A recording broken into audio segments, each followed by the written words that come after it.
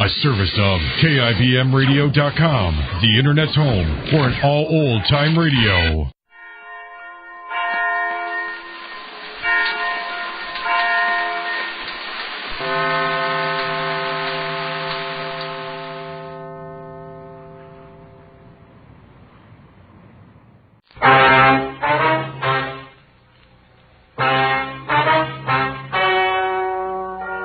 Ladies and gentlemen, the story you are about to hear is true. The names have been changed to protect the innocent.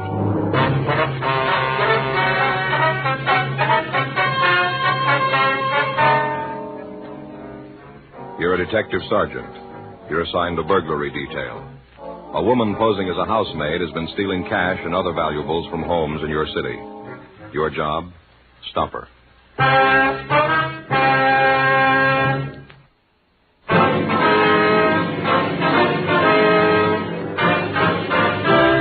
Dragnet, the documented drama of an actual crime.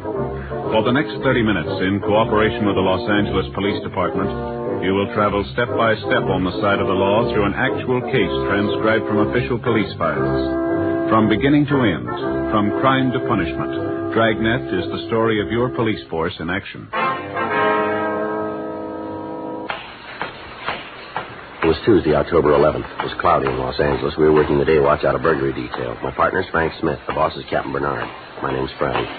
We were on our way back from lunch, and it was 1:17 p.m. when we got to room 45. Burglary. Hey, Smith. Huh? Your wife called while you're out. Wants you to call her back. Oh, thanks. That's funny. Sounded like Faye to call in the middle of the day. Well, Kids are all right when I left this morning. Wonder what she wants. why don't you call her and find out? You're not married, Joe. You don't understand. Sometimes a guy wants a minute to think things over. Sort of prepare himself if he's done something he shouldn't. Mm-hmm. Well, have you? About what? Done something you shouldn't. Of course not. Then be my guest. Okay, thanks. And I'll dial 9 for you, too. That's mighty nice.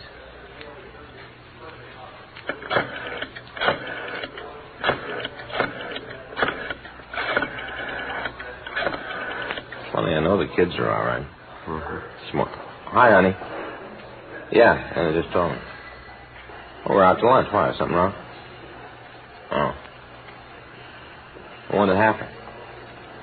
I see. Does she know who? She reported? Why not? Oh, yeah. Well, what'd you tell her? I guess we could. Yeah.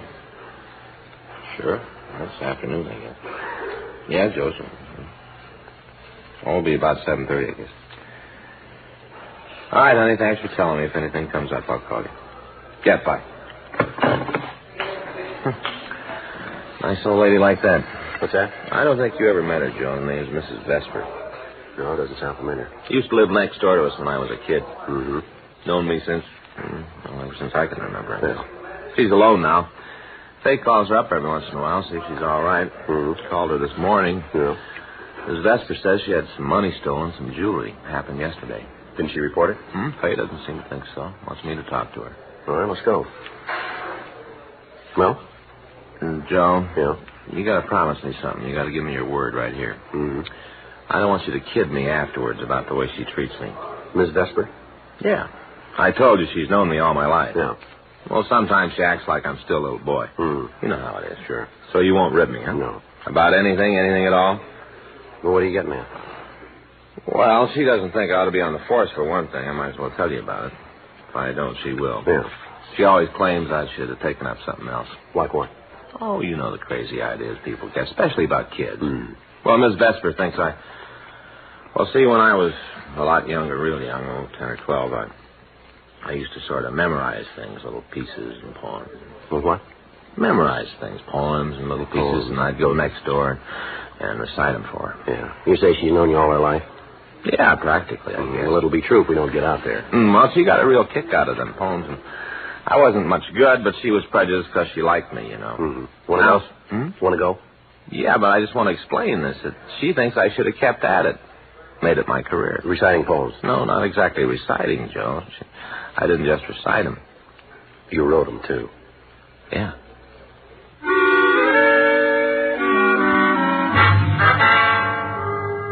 Frank and I left the office and drove out to the home of Mrs. Sarah Vesper. She lived in a small bungalow on Las Palmas Street in the Miracle Mile district. It was 2:07 p.m. when we got there. Why, for goodness sake, Frank Smith, where on earth did you come from? Afternoon, Miss Vesper. Mrs. Vesper? What's gotten into you, Frank? You've never called me that before in your whole life. Well, I meant Aunt Sarah. Well, now that's more like it. Who's this you got here with you? Aunt Sarah, this is my partner, Sergeant Friday. Oh, pleased to meet you. I do, ma'am. You work for Frank, do you, young man? Aunt Sarah, we work together. Oh, you don't say. Well, I expect that keeps you from getting lonesome, don't it? Yes, ma'am. My goodness, now don't just stand there. Come on inside, both of you. Thank you very much. Well, sir, this isn't the darndest coincidence. Ma'am? You're coming to visit me today. Oh, sit right down. Sit right down. After you, boss. Thanks. Believe it or not, I was talking to your wife only this morning. Then the next thing I know, here you are. Yes, ma'am. Faye told me. Oh, my stars. What's the matter, Aunt Sarah? Oh, I just remembered. That's why you're here, ain't it? On account of what I said to Faye. Yeah, sir. I should never have mentioned it to her. I don't know what's the matter with me. I must be losing my mind or something. I just keep forgetting that you're a policeman. Oh. Well, you oughtn't to have been one in the first place. Now, if you'd just taken my advice. Aunt Sarah. Oh, now, don't misunderstand me, please. I'm not criticizing the police. Well, we certainly couldn't get along without them, and I'd be the first to say so, but some people have a talent for one thing, and some people are talented in a different direction. Isn't that right, Mr. Friday? Yes, ma'am. You take Frank here. He had a real talent for making up verses, even when he was just a little tyke. I bet you didn't know that, did you? Well, I heard a little something about it. A real talent, that's what it was. Mm-hmm. Well, I remember some of his poems to my dying day. They rhymed and everything. Is that right? Say, Aunt Sarah, would you tell us about... That one about the rainbow. That was one of his very best. Did he ever do it for you, Mr. Friday?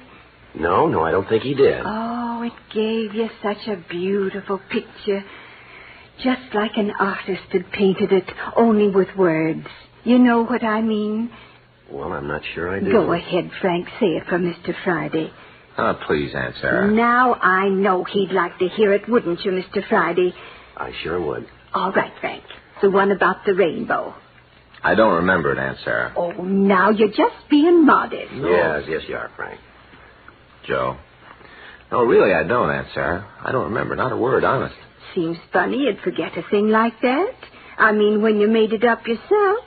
Well, it's been a long time. Hasn't been any longer for you than it has for me, and I can still remember it, just as clear as the first time I heard it. What? Rainbow, rainbow, up so high. That's how it begun, Mr. Friday. Mm-hmm. Love to hear it, Frank. Rainbow, rainbow, up so high, blue and red and yellow and brown, like an arch across the sky. Won't you ever tumble down? Where did it go from there, Frank? The next verse, what was it? I'm sorry, Aunt Sarah, but we haven't got much time. Oh, well, anyway, that gives you an idea of Frank's talent. Yes, ma'am, it sure does. Oh, come on. Aunt Sarah, would you just tell us about the things that were stolen from you? Miss Vesper. Oh, well, I suppose I should have got in touch with the police. Yes, ma'am, you should have. Well, I didn't see where that would help matters none. Just like closing the barn door after the horse had been stolen, and besides, I didn't want to hurt Barbara's feelings. Barbara? My niece. Oh, I see. You remember Barbara, Frank? Hmm? Oh, sure. You played out in the backyard with her the whole summer she was visiting me. Kind of a scrawny girl. Oh. Of course, she's filled out now. You just wouldn't recognize her. Has 2 children of her own. Nice home out in Westwood. Yes, ma'am. What's your niece got to do with all this, Miss Vesper? Oh, she's the one who sent her. Ma'am? The cleaning woman. Well, did you know your niece was sending this woman over? No. I guess it was supposed to be kind of a surprise. Oh? Anyway, she just come up to the door yesterday morning, long about 9:30, announced that she was ready to go to work. I see. First, I didn't know what she was getting at. Then she explained about Barbara hiring her to give me a hand. Of course, I don't need nobody. Little place like this, no trouble at all. Yes, ma'am. But I didn't want to hurt Barbara's feelings, so I told her to come on in. Figured maybe she could help out some of the heavy work, turning the mattresses and moving furniture. Sure. What was the woman's name, Aunt Sarah? Margaret. That's what she told me, Margaret. Do you know her last name? No, don't think she even mentioned it. All right, what happened next? Well, we did the cleaning. Not that she was much of a housekeeper. Practically had to go over the whole place after she left. About how long did she stay, you remember? Half day. That's what she said Barbara hired her for. Must have been about, 10 after 1 when she went. Didn't even give me a full 4 hours. Mm-hmm. Insisted on my fixing her some lunch, too. I tell you, that woman sure had her share of gall, eating my sandwiches at the same time she was robbing me. Wonder she didn't ask for car fare. Mm-hmm. Well, just what was it she stole? My cash money. Cleaned out every pocketbook in the dresser. Found the bills I had hid under the dresser scarf, too. Yes, ma'am. How soon did you find out that these things were gone? A little while after she left, when I went to straighten up the mess she'd made. And you still haven't talked to your niece about all this? Well, I told you I didn't want to get her all upset. Mm-hmm. I suppose she will think it's funny I haven't called to thank her. I wonder if you'd mind calling her now. You mean right now? Yes, ma'am. And do I have to? Well, we'd like to get this cleaning woman's name and address. You don't have to say why you're calling, Aunt Sarah. Oh, she's bound to know something's wrong. Barbara's no fool. Well, if you won't talk to her, we will. We can find out where she lives. Huh. Guess I was wrong about you, Frank Smith. Ma'am? Guess you're turning into a policeman after all. Like looking a gift horse in the teeth, that's what it is. Barbara's going to think I don't appreciate all she's done for me. You wait there. I'll be right back. Yes, ma'am. All right, go ahead and say it. Hmm? Go on, get it over with. Ride me about the poem. I saw you smirking. I'd rather you did that than just sit there with that silly smirk on your face. I suppose you never made up any poems when you were a kid, huh? Oh, I might have. I'll bet.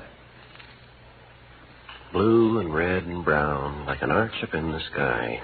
When will you tumble down? Is that it? Oh, sure. Of course, I wasn't a real talented poet. Yeah. What are you staring at, then? No, nothing at all. Well, then stop it, will you? No, I was just noticing you need a haircut, don't you? Well, I'm going to get one this week.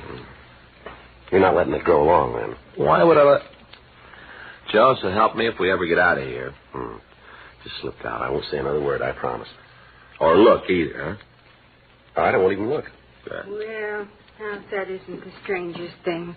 Did you get hold of your niece, Miss Vesper? Oh, yes. I talked to her, but I don't understand it.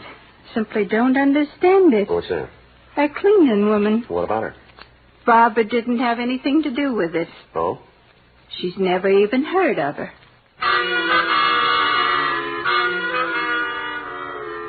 Frank and I continued to talk to the victim.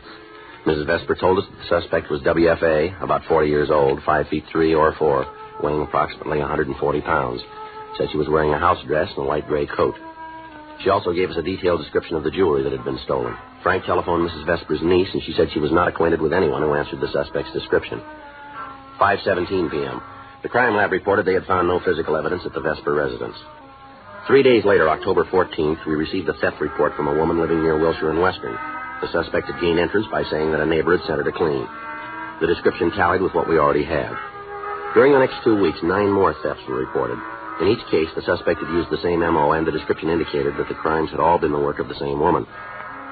Each of the thefts took place within a few blocks of Wilshire Boulevard, in the area between Vermont and Fairfax.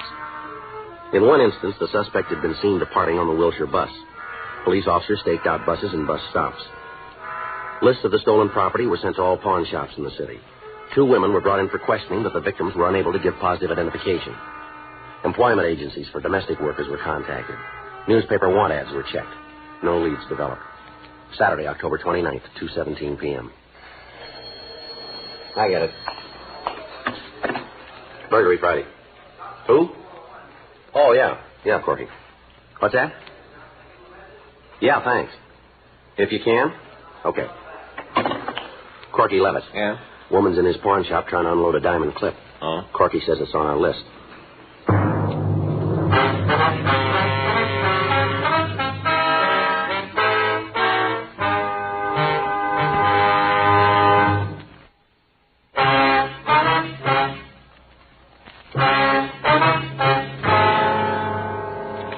left the office and drove down to Corky Levitt's pawn shop on South Main.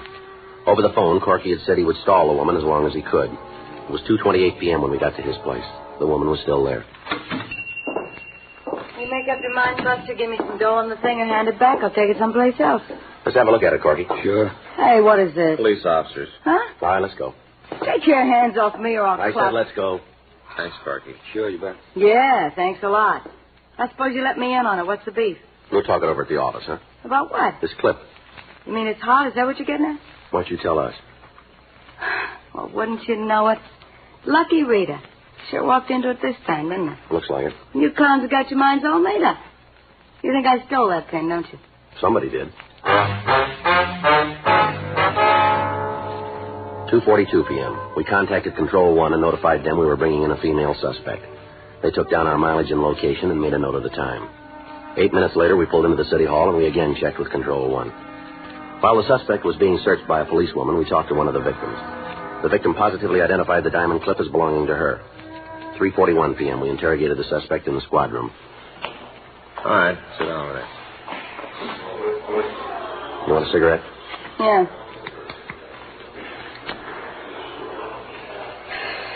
All right, now suppose you tell us about it. Come on, Rita, let's get it over with. What's there to tell? You guys know all the answers. We know some of them. Your name's Rita Baines. You've fallen 3 times, forgery, grand theft, burglary. You made 2 trips to Tehachapi and 1 to Corona. So you looked up my record. Big deal. Now, let's talk about this diamond clip, huh? Okay. Pretty, ain't it? Where'd you get it, Rita? Didn't I steal it? Isn't that why you brought me up here? It's a difference. You wouldn't believe me no matter what I told you. Why don't you try the truth? Okay. It was a gift. Yeah? Yeah. Lady gave it to me. Who was she? I don't know. Never saw her before in my life. Sure. I was riding the bus yesterday afternoon. She was sitting next to me. Mm-hmm. Had that pin on. Asked me if I liked it. You bet. I said, sure. She took it off, said I could have it. Just handed it right over, just like that. Yeah. Mm-hmm. What'd she look like, Rita? I don't know. 40, maybe 45. A little on the hefty side. And you never seen her before? First time. Mm-hmm. You know, when I was a little girl, my folks always told me not to take things from strangers. Sure they did. Yeah. Guess they were right. All right, Rita, what do you do for a living? Wait table. Where? Bar over on Pico. You work days or nights? Nights mostly. Don't open till 4 o'clock. Have your mornings free then, huh? Law against it? Ever do any housework? Straighten up my room once in a while. Ever do housework for somebody else? What do you mean? Like a cleaning woman. I ain't that hard up for a job, even with a record. All right, let's talk about this pin some more. You didn't believe me, did you? Pretty hard to swallow, isn't it? Yeah. The lady it belongs to says worth over $100. Pawnbroker didn't think so. People don't go around giving away $100 clips now, do they? Where'd you get it? Dame on the bus asked me if I liked it. I said yes, she gave it to me. Yeah. You guys don't mind if I stick to that story, do you? Seeing as how it's the truth? Which bus were you riding? Wilshire. Where'd your friend get off? She wasn't my friend. Where'd she get off? I don't know. I got off first. Mm-hmm. You know, if it was somebody else telling you this, you might go along with it. Yeah, sure we would. But not me. Not Rita Baines. You cops give a gal a record, from then on she might as well be dead. Sure. Anytime there's trouble, pick her up. She probably did it. If she tells you different, she's probably lying. You know, you got one thing wrong, Rita. I ought to know. It's happened to me often enough. I'm the gal with the record. Yeah, but we didn't give it to you.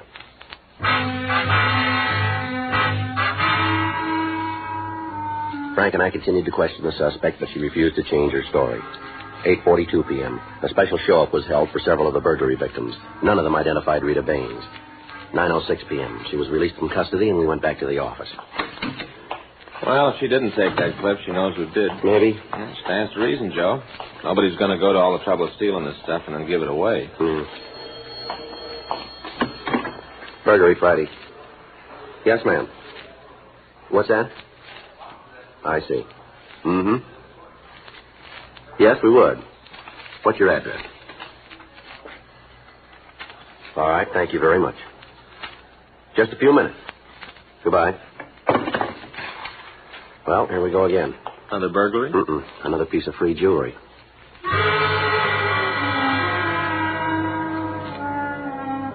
Frank and I drove out to an address on South Ridgely Drive. 9:32 p.m. We talked to Mrs. Lucy Heflin.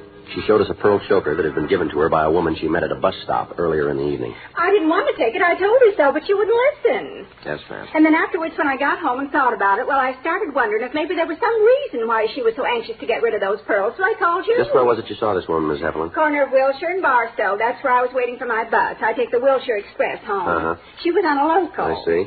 And when it pulled up, she got out. I guess she must have turned her ankle or something. Anyway, she dropped her pocketbook. Mm-hmm. Well, I helped her pick up her things, and that's when she gave me this choker. I see. Said she didn't have any use for it herself and for me to keep it. Tried to give it back, but she wouldn't wait. Mm-hmm. I tried to follow her, but just then my bus came along, and I knew there wouldn't be another one for maybe an hour. Yes, ma'am. They don't run very regular after 8 o'clock. Yes. Anyway, I figured I could always return the choker if that seemed like the best thing. How were you going to do that, Miss Heflin? Do you know the woman? Oh, no, but I watched her from the bus. We had to wait for the light to change. Yeah. Saw her go into a building, apartment house. Oh? I suppose that's where she lives.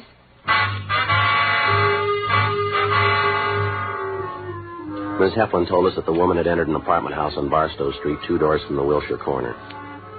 We asked her to describe the suspect, and her description tallied with what we already had. 10:15 p.m. We drove over to the Barstow Avenue address and talked to the manager of the apartment. He told us that a woman answering the suspect's description lived on the second floor, apartment 7. He said that her name was Edna Landy. Frank and I went upstairs to talk to her. Well, this must be it.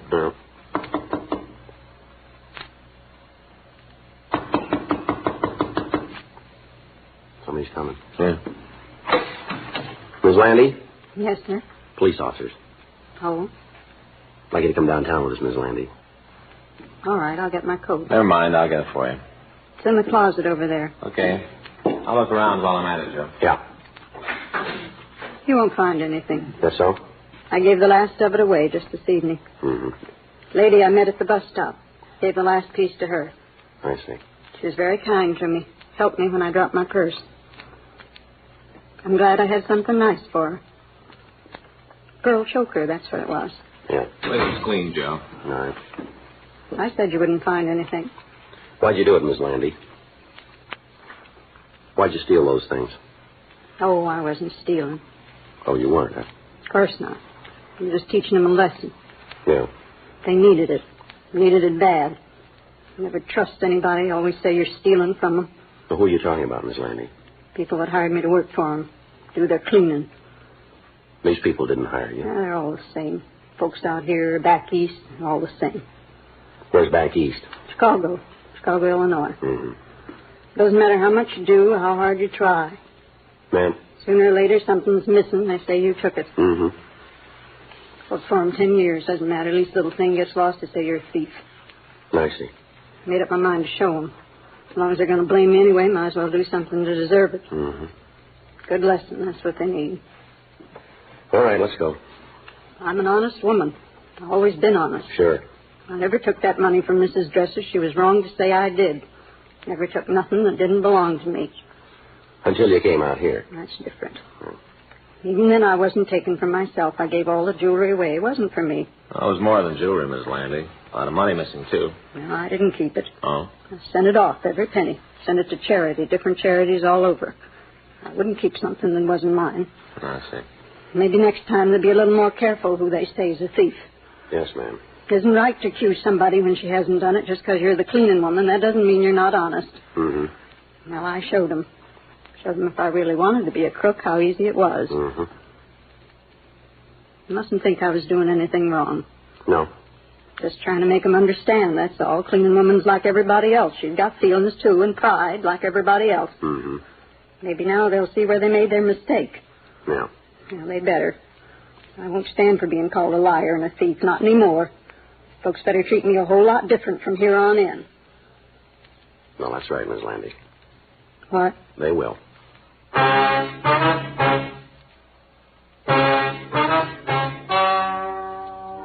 The story you've just heard is true. The names were changed to protect the innocent. On December 14th, a hearing was held in Department 96, Superior Court of the State of California, in and for the County of Los Angeles. In a moment, the results of that hearing.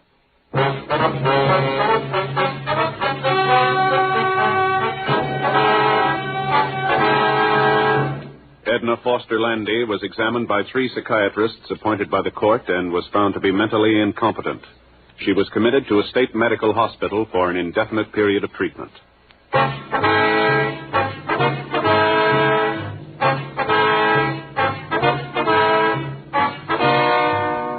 You have just heard Dragnet, a series of authentic cases from official files. Technical advice comes from the Office of Chief of Police W.H. Parker, Los Angeles Police Department.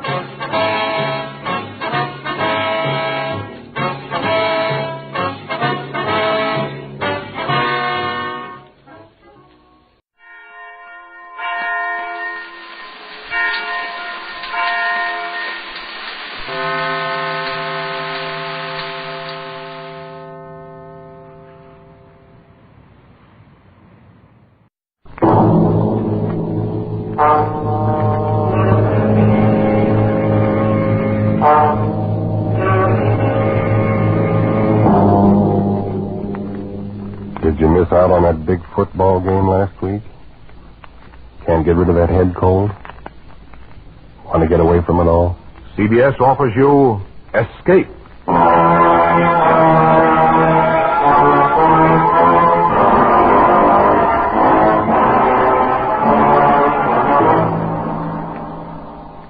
You are groping your way slowly through the dark hold of a ship at sea, moving carefully, step by step, searching intently for something you dread to find, because you know that this ship carries a cargo of death.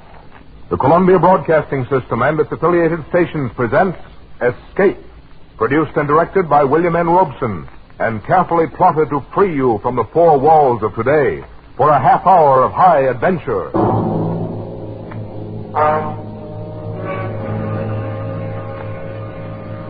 Tonight we escape to a harbor front in Venezuela, and a grim voyage that started there, as told by Martin Storm in his gripping story, A Shipment of Mute Fate.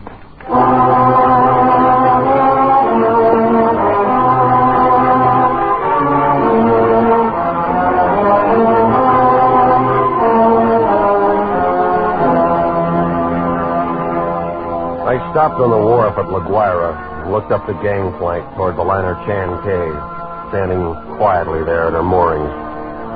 The day was warm under a bright tropic sun, and the harbor beyond the ship lay drowsy and silent.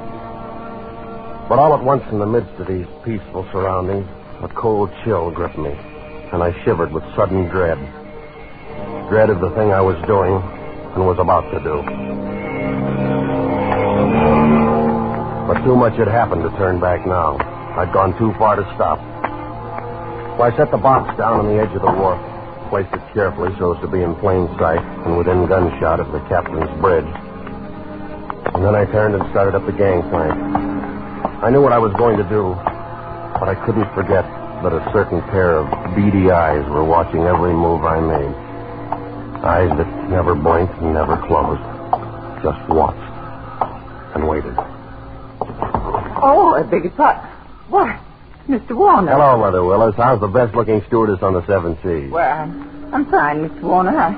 I guess you better run along now. Get on with the show. Now, wait a minute. That's a fine greeting after 2 months. Well, it's just that I'm so busy. I don't believe a word of it.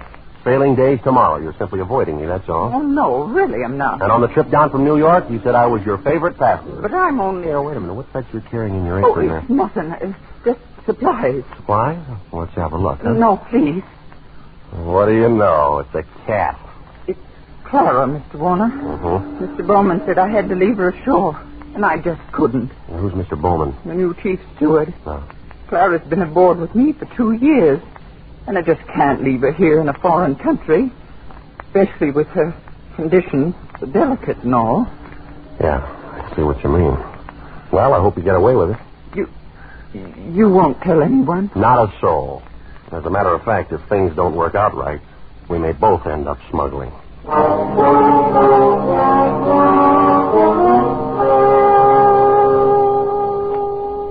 to have you on board on the trip down 2 months ago, Christopher. I'm very glad you're coming along with us on the run back to New York. Thanks, Captain Wood. There is one thing, though. I'm having a little trouble with the customs men here, and I wondered if you might... I can't do it, Christopher. I just cabled your father this morning. Told him I'd done it for you if I possibly could. Sent us a quest from New York, you know. Yeah, I thought he would. I wired him from upriver last week. I hate to refuse, but it's absolutely out of the question. Well, Captain Wood, I'm afraid I don't follow you there. Responsibility to the passenger, son. They have women and children aboard. On a liner, the safety of the passengers comes ahead of anything. But with proper precautions. Something might happen. I don't know what, but something might. You've carried worse things? There isn't anything worse. And any skipper afloat will bail me out. Now, Christopher, I simply can't take the chance, and that's final.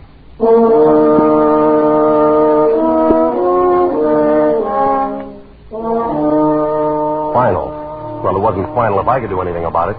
I hadn't come down here to spend 2 months in that stinking backcountry and then be stopped on the edge of the wharf. 2 months of it. Heat, rain, insects, malaria. I'd gone clear in past the headwaters of the Orinoco, traveled through country where every step along the jungle trail might be the last one.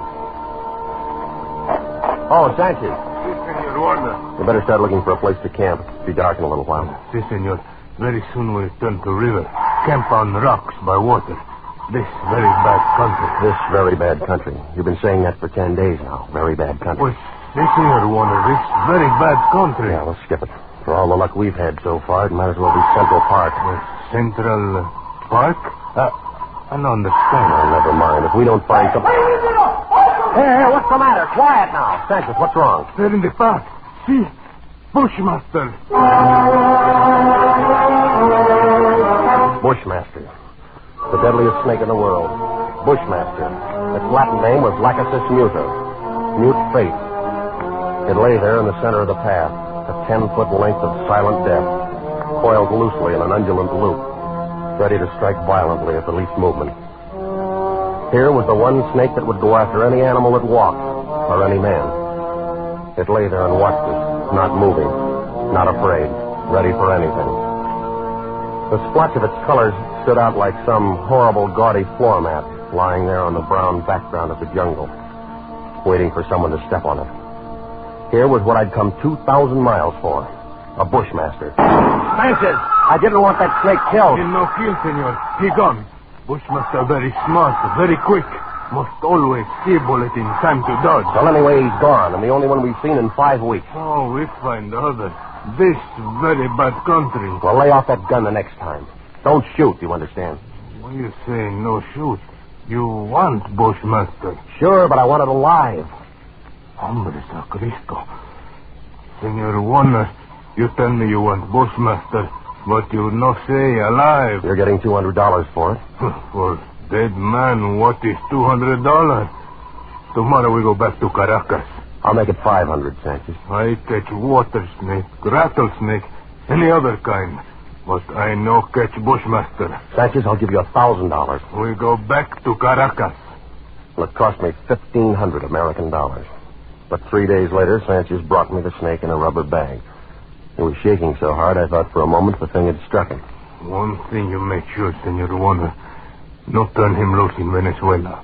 Because he know I the one who catch him. And he know where I live. All right, Sanchez, I'll keep an eye on him. También he know you pay me to catch him. All the time he watch and wait. You not forget that, Senor Warner. Because he no forget. Not ever.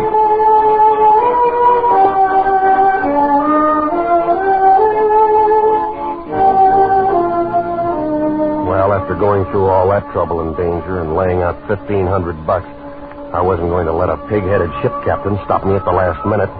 At least not as long as the cables were still in operation between La Guaira and New York. Morning, Captain Wood. The boy at the hotel said you wanted to see me. That's right, Christopher. Sit down. Thank you.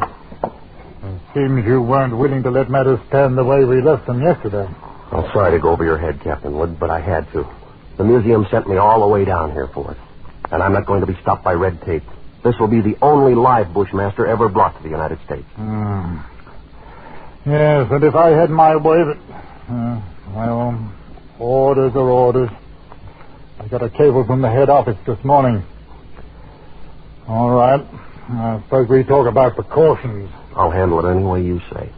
Got to have a stronger box. That crate's too flimsy. Well, it's stronger than it looks. And that wire screen on top would hold a wildcat. But anyway, I bought a heavy sea chest this morning. I will put the crate inside of it. Sounds all right. You got a lock on it? Heavy padlock. It's fixed so that the lid can be propped open a crack without unlocking it. The snake's got to have air. But in dirty weather, that lid stays shut. I'll take no chances. Fair enough. I will keep the thing in my inside cabin where I sleep. I can't have it in the baggage room. And nobody on board's to know about it. Whatever you say, Captain. But we won't have any trouble. After all, it's only an animal. It doesn't have any magical powers. I saw a bushmaster in the zoo at Caracas once. Had it in a glass cage with double walls. It'd never move. Just lay there. Look at you as long as you were in sight. Gave a man the creeps. I didn't know they had a bushmaster at the Caracas Zoo. They don't. Now. Found the glass broken one morning and the snake gone. Night watchman was dead. They never found out what happened. Well, the watchman must have broken the glass by accident some way. The way they figured it, the glass was broken from the inside.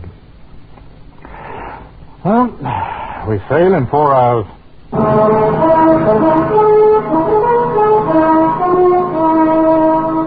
We steamed north into the Caribbean with perfect weather and a sea as smooth as an inland lake. The barometer dropped a little on the third day, but cleared up overnight and left nothing worse than a heavy swell. But in spite of the calm seas and the pleasant weather, I found myself feeling more and more often an ominous foreboding. I was developing almost unnatural fear of that snake. Well, I stayed clear of the passengers pretty much. Got the habit of dropping into Captain Wood's quarters several times a day. He kept the heavy box underneath his berth. I'd approach it quietly and shine my flashlight through the open crack. Never once could I catch that 12-foot devil asleep, or even excited. He'd be lying there, half coiled, his head raised a little, staring out of those beady black eyes, waiting. He'd still be like that when I'd turn away to leave. Maybe that's what bothered me, that horrible and constant watchful waiting. What in the name of heaven was he waiting for? Well, hello there, Mr. Warner. Oh, how are you, Mother Willis? Why, but you and the captain spend an awful lot of time around this cabin. I'm beginning to think the two of you must have some guilty secret. Oh, no, nothing like that, Mother Willis. I don't know about Captain Wood, but I certainly don't have any guilty secret.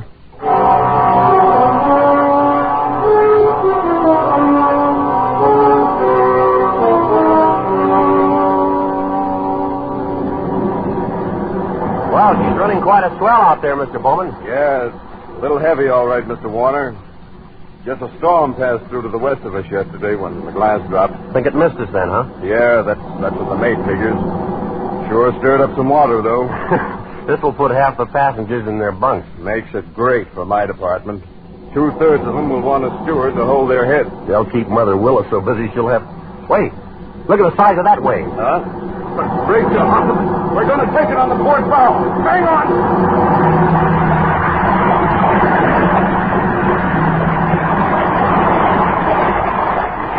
Well, that was a freak if there ever was one. Not another wave in sight. You see them like that sometimes, even in a calm sea. Well, I got to get below, Mr. Warner. That water probably did some damage on the officer's deck. Yeah, I suppose it... What did you say? The wheel companionway was open on the port side. Bridge cabins must have taken a pretty bad smashing up. They're right below the, Here, is something wrong, Mr. Warner? No, nothing at all, Mr. Bolton. At least I hope not.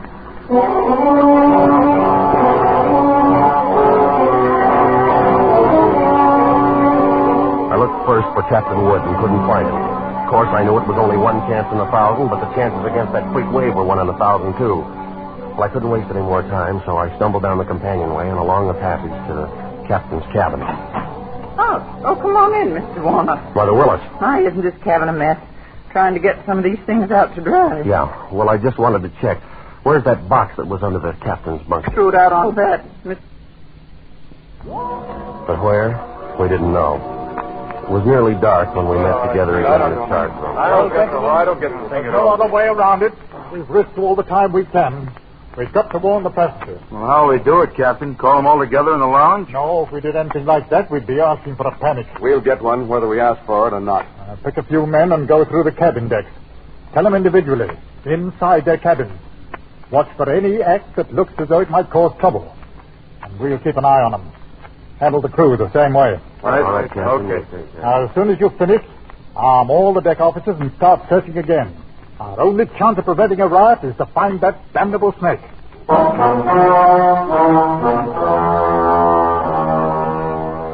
The slow nightmare that followed grew worse by the hour.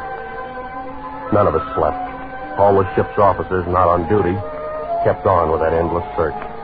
Passengers locked themselves in their cabins or huddled together in the lounges, knowing all the time that no spot on board could be called safe. Fear was a heavy fog in the lungs of all of us, and every light on the vessel burned throughout the night. Morning came and brought no relief. Terror and tension mounted by the hour. There now, Mrs. Crane, stop getting yourself all worked up and go back to your cabin. The horrid thing's probably crawled overboard anyway. You're just saying that. You're paid to say it. You don't know. Nobody does. Now, everything's going to be all right. Oh, if you could only do something.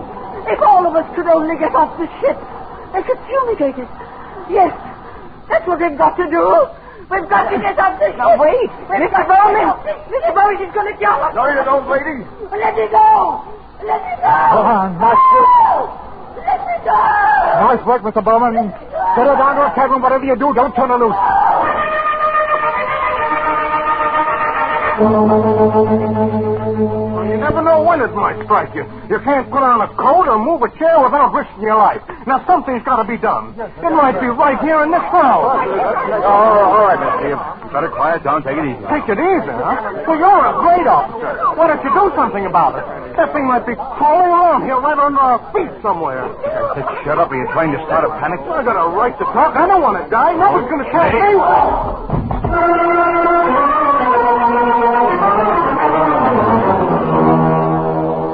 The second night passed, and morning came around again.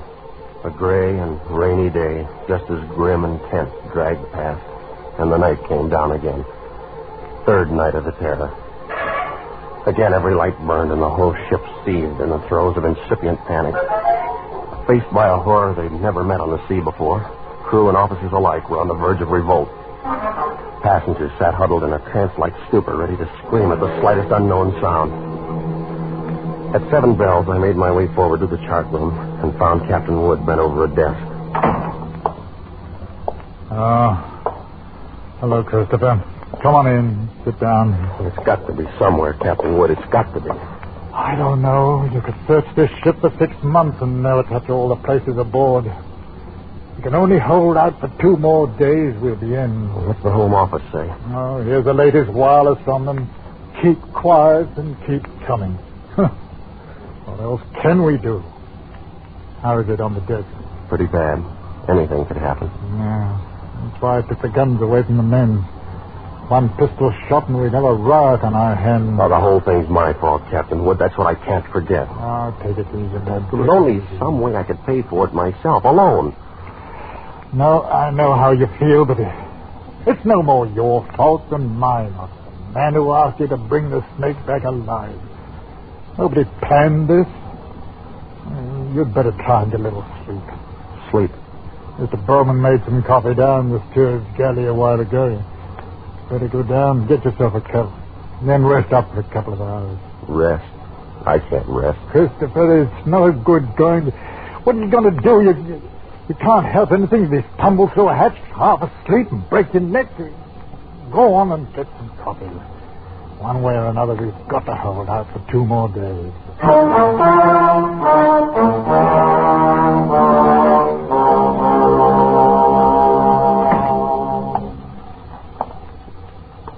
The light was on in the steward's galley, and the coffee pot was standing on the stove. It was still warm, so I didn't bother to heat it.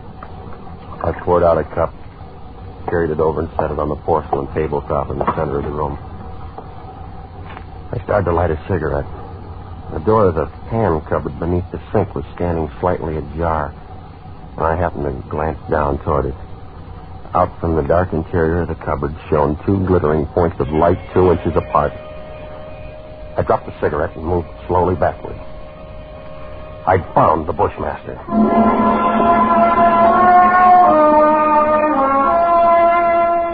As I moved, the snake slid out of the cupboard in a single sinuous glide, drew back into a loose coil on the galley floor, never taking his eyes off me. I moved slowly back, waiting any moment for that deadly, slithering strike. How had he known it was me? He'd stayed quiet when Bowman was here. How did he know to pick the first time in 3 days when I didn't have a gun? Well, my hands touched the wall behind me and I stopped. Only then I realized in terror what I'd done. The call button and the door were on the far side of the room. I'd backed into a dead end. I stared at the snake in fascination, expecting any moment the ripping slash of those poison fangs. The horrid coils tightened a little, and then were still again. 10 million years of evolution to produce this moment. Homo sapiens versus Lachesis muta. Man against mute faith. And all the odds were on faith. I knew then that I was going to die. I could feel the sweat run down between the painted wall and the palms of my hands pressed against it. My skin crawled and twitched. And the pit of my stomach was as cold as ice. There was no sound but the rush of blood in my ears. The snake shifted again, drawing into a tighter coil. Always tighter. Why the devil didn't he get it over with? And then, for just an instant, his head veered away. Something moved over by the stove. I didn't dare turn to look at it. Slowly, it moved out into my line of vision. There was a cat. That scrawny cat Clara that Mother Willis had sneaked aboard in La Guaira. Its back was arched and every hair stood on end. It moved stiff-legged now, walking in a half circle around the snake. The bushmaster shifted slowly and kept watching the cat. He tightened. He was going to strike at any second. He struck and missed. The cat was barely out of reach. Now she was walking back and forth again. She was asking to die.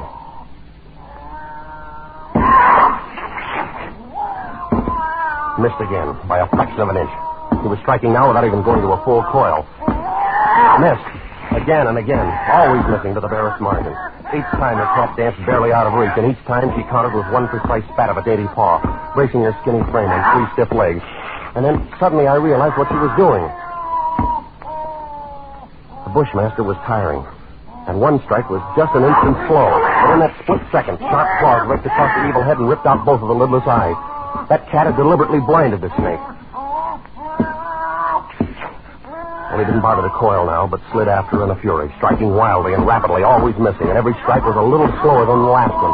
Until finally, as the snake's neck stretched out at the end of a strike, the cat made one leap and sank her razor-sharp teeth just back of the ugly head, sank them in until they crunched bones. With tooth and claw she clung as the monster snake flailed and lashed on the floor, striving to get those hideous coils around her, trying to break her hold, to shake off the slow and certain paralyzing death that gradually crept over him and at last stilled his struggle forever.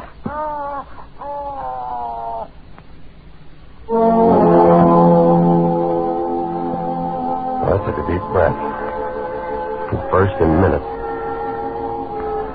The cat lay on her side on the floor, panting, resting from the fight just over. And she had a right to rest. That mangy, brave, beautiful alley cat had just saved my life. And maybe others as well. But as I turned toward the stove, I suddenly became very humble. And I knew all at once what a small thing a human being really is. I and others aboard were still alive only by the merest accident. There were 3 reasons why that cat had fought and killed the world's deadliest snake. And those 3 reasons came tottering out from under the stove on shaky little legs.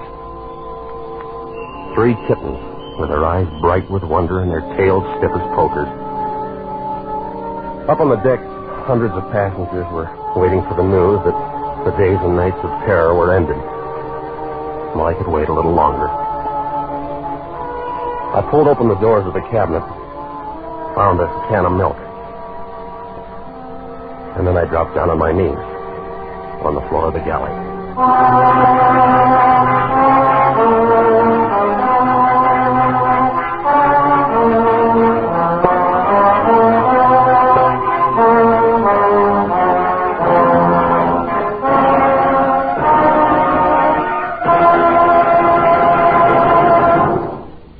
Escape is is produced and directed by William N. Robeson, and tonight brought you A Shipment of Mute Fate by Martin Storm, adapted for radio by Les Crutchfield, with Jack Webb as Chris Warner, Raymond Lawrence as Captain Wood, and D.J. Thompson as Mother Willis. The special musical score was conceived and conducted by Cy Fure. Next week, at this same time, when you're tired from a hard day at the office, or leaning over a hot stove all day, when you want to get away from it all, CBS again offers you Escape.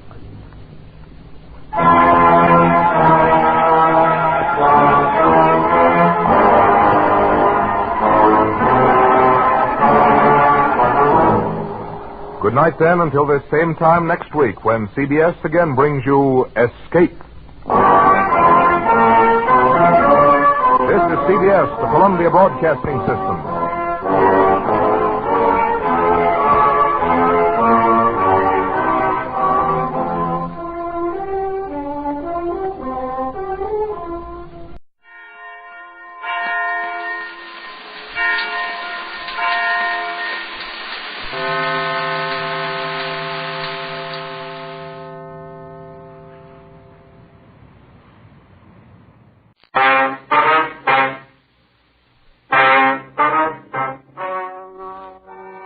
Ladies and gentlemen, the story you are about to hear is true. The names have been changed to protect the innocent.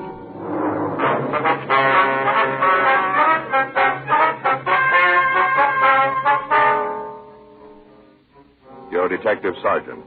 You're assigned to burglary detail. You get a call from a citizen that a burglary is in progress. You know the exact location. Your job, stop it.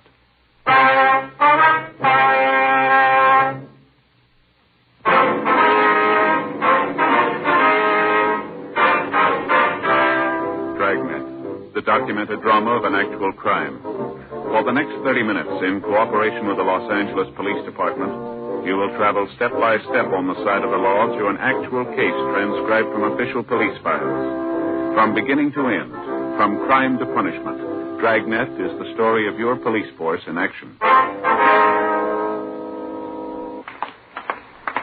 It was Tuesday, June 14th. It was warm in Los Angeles. We were working the night watch out of burglary detail. My partner's Frank Smith. The boss is Captain Bernard. My name's Friday.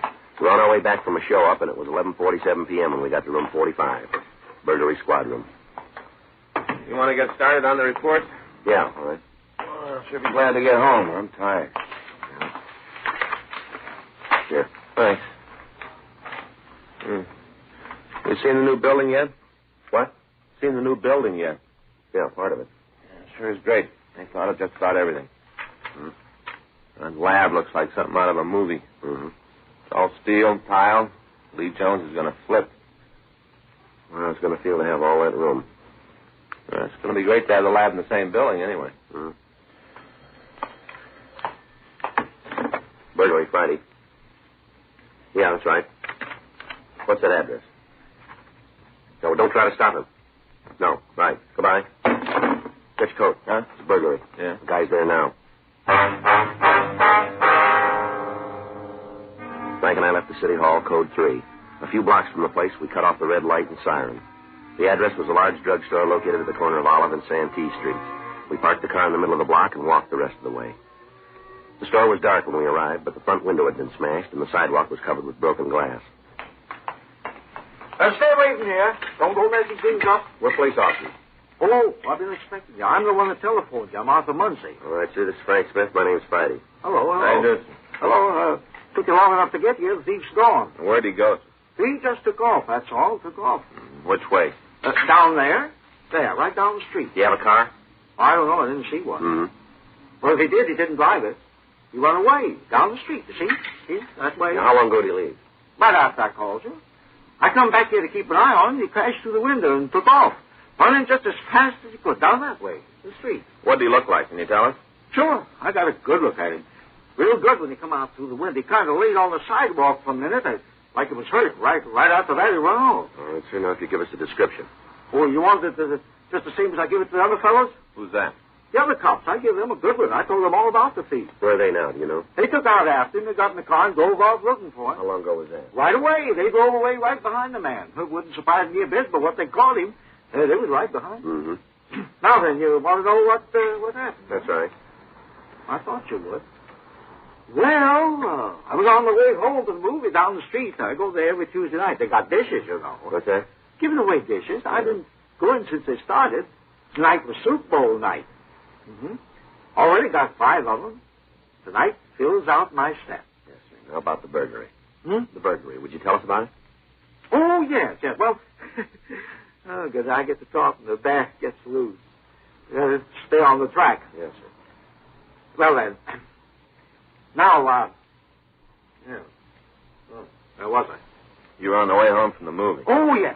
Well, I was just walking along. I got here by the drugstore and I heard this noise. First off, it kind of scared me. I didn't expect it, you know. Yes, sir. What was it?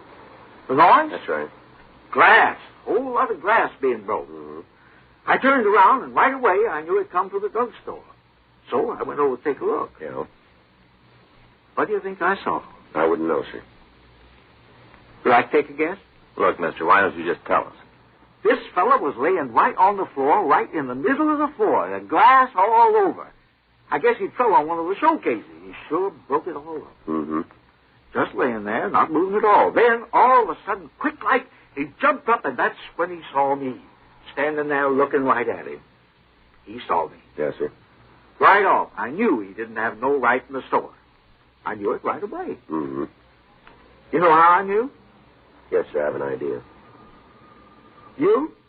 No, I don't have an idea. Well, then, the light wasn't on. No, sir, there wasn't any light on. So I knew he was a thief. That's when I went to call you. Mm-hmm. Use the phone booth there, see? Right across the street. Able to keep my eye on the place all the time. Yeah. Come back here to make sure he didn't get out. And first, I thought the guy was gone. I couldn't see him at all. Mm-hmm.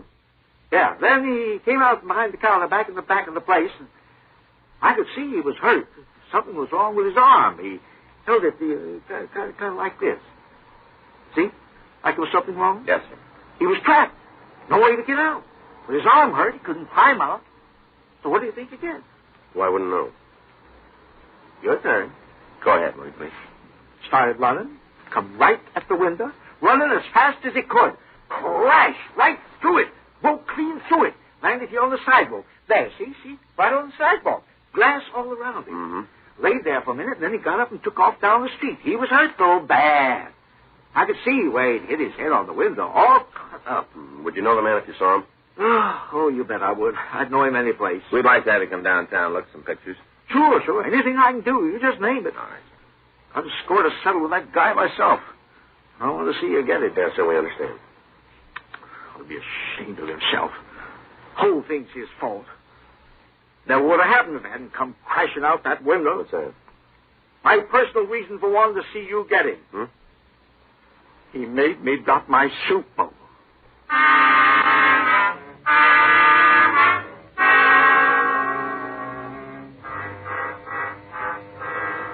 We got a complete description of the suspect, and a local broadcast and an APB were put out. Arrangements were made for the witness to be taken to the city hall to check through the mug books, and then Frank and I started to canvass the area. 12:20 a.m. You think he made it? I don't know. The way Arthur Muncie put it, he was hurt pretty bad. Couldn't get too far. Yeah. Want to pull up? Let's check that alley. All right. No, it doesn't go all the way through. Mm-hmm. Let's get out.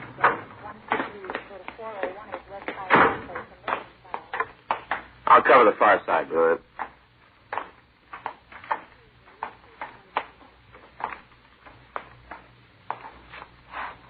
How about it? All right, come on up. Come on, we can see you. All right. I give up. Don't shoot. Just Don't shoot. stand there where we can see you. I got my hands up. I'm not going to cause me trouble. I give up. Now, please don't. All right, shoot, walk please. out here. Keep your hands where we can see them. I'll check them, Joe. All right, turn around. Put your hands against the wall. All right, I'm doing just what you said. Just like you tell me now. All right, he's clean. All right, turn around. Come on, put your hands back. No, look, please don't put any handcuffs on me. Please don't. My wrist is broken. I can't do it. I can't All right, stand it. stand still. Put your hands behind your head and walk out toward the street. All right. Get me a doctor, will you? I don't feel good. I think I hurt my head. I'm telling you the truth. You can see yourself. I think I heard it. Come on, keep walking. I don't feel good. I got awful pain in my head. Yeah, well, it's going to get worse. The suspect was taken to Georgia Street Emergency Hospital for treatment. We identified him as Leroy Ernest Finch, 27 years old. He had a record listing 2 convictions of burglary along with several misdemeanor arrests. His mugshot was shown to the witness, and we got a positive identification. After emergency treatment, Frank and I were able to talk to him. How about it, Finch? Make a statement? About what? The burglary. You guys are forgetting something. What's that? I'm the one who's sick. I don't know what you're talking about. I don't think about any burglary. That's a nice try, Finch, but it's not going to work. You better tell me what you're talking about. We got a witness who saw you break into a drugstore tonight. He's willing to go to court with it. Well, then you better get a new witness, because the one you got is all worn out. Yeah? Yeah, that's right. How'd you get cut up? A couple of guys tried to rob me. I didn't like the idea, and they put the screws to me. You expect that story to stand up? You got to prove it didn't happen. We can. Well, then be my guest. Why don't you save us all a lot of time and cop out here? Well, that'd make things real easy on you, wouldn't it? That'd help. Well, it's too bad I can't go along with you boys, but I'm not going to carry a beef I didn't build. You want us to believe that, don't you? I don't care what you believe. I'm telling you the truth. I was mugged tonight. A couple of guys took my wallet, beat me up, and that's the way it is. There's nothing you can do to change it. Yeah, we'll see. Now, if I knew about any burglaries, I'd tell you there's no reason not to. I can think of a couple. Spell them. You've fallen twice before. I thought we'd get around to that. Well, you guys better take another look. You can't bring up my record in court. You're going to have to make this on your own, and I'm giving you nothing. It's a little late, isn't it? Huh? You already have. That morning, the suspect was removed to the prison ward at General Hospital. He was reported in good condition and was expected to recover in time to stand trial. Frank and I worked with the district attorney's office in preparation of the case. A check of the drugstore by Harlan Stahl of latent print detail had turned a complete set of usable prints. Bloodstains found on the floor of the place were of the same type as Finch's. Particles of cloth on the transom where entry had been made matched the suit the suspect was wearing. According to the district attorney's office, the case was complete and the conviction was assured. Thursday, June 16th, we attempted to re-question the suspect, but he was sullen and uncooperative. 6:47 p.m., Frank and I got back to the office. How about something to eat? All right, where do you want to go? How about that taco place on Broadway? Well, we were there yesterday. Good food. Prices are in line. I don't know. I think you could live on beans and tacos, couldn't you? Sometime I'd like to try. Yeah. I get it. Burglary Friday. How long ago? Right. No, we'll be right over. Your dinner's going to have to wait tonight. Huh? Leroy Finch. Yeah? He just broke jail.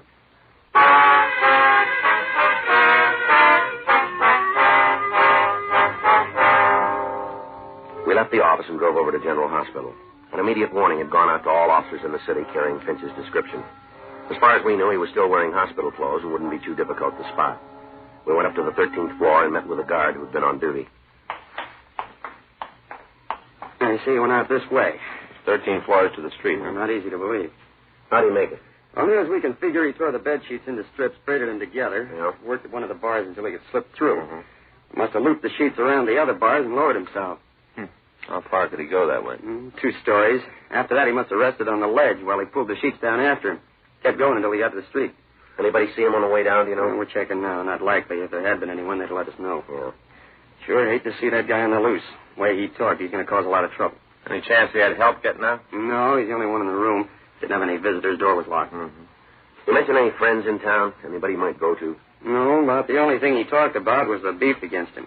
All the time saying that he was going to beat it. How he was going to blow your case sky high. Yeah. And he was sure of himself. Said you'd never get him into court. He didn't have a chance. Yeah.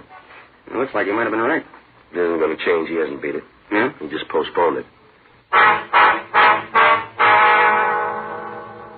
For the rest of the night, the area was subjected to an intense search. All people in the vicinity were questioned. Cars going into and out of the blockaded section were checked. At 7:30 the next morning, a search was called off. Apparently, Leroy Finch had made good his escape before the warning had been sounded. For the next 2 days, Frank and I checked everybody listed in his package. Friends and relatives were placed under surveillance. All known associates and places he was known to frequent were checked. Word went out to informants for possible leads.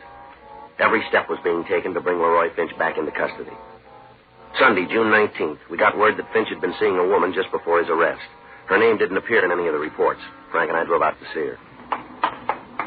I guess this is it. Well, what about the back? Oh, this is the only entrance. All right. I'll get the door. Okay.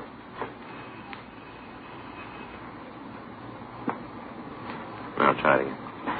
Yeah. Who is it? Like to see Miss Wall, please. I'd like to talk to you. It's important. All right. Come on. You think he's here? I don't know. Better be ready for him. Yeah. Come on up. What do you want to see me about? You alone here? No. Why? You mind if we check? No. Go ahead. Come on in the living room. What you looking for? We're police officers. You know a man named Leroy Finch? Yeah. Okay, Joe. I could have told you that going in. All right. Sit down. I'll just have some coffee. Looking at the Sunday funny. Yeah. You got to excuse the way the place looks. I wasn't expecting company. It's all right. Want you a cup of coffee? No, thanks. How about you? All right. What do you want to know about Roy? When'd you see him last? Oh, let me think. It was a week, 10 days ago. Not since, huh? Uh-uh. You heard from him at all? No. What's this all about? What's Roy done? It's all been in the papers. Outside of the funnies, like it's been a blank. What's he done? We want to talk to him. Oh, like that, huh? That's right. What do you know about him? Nice guy. Good spender. We've been out a couple of times. Dinner, dancing, nothing special. Mm-hmm. Dress is good. Looks nice. Wears too much padding in his coat. Outside of that, he looks like something in a magazine. Yeah. Where'd you meet him? Cafeteria downtown. Mm-hmm.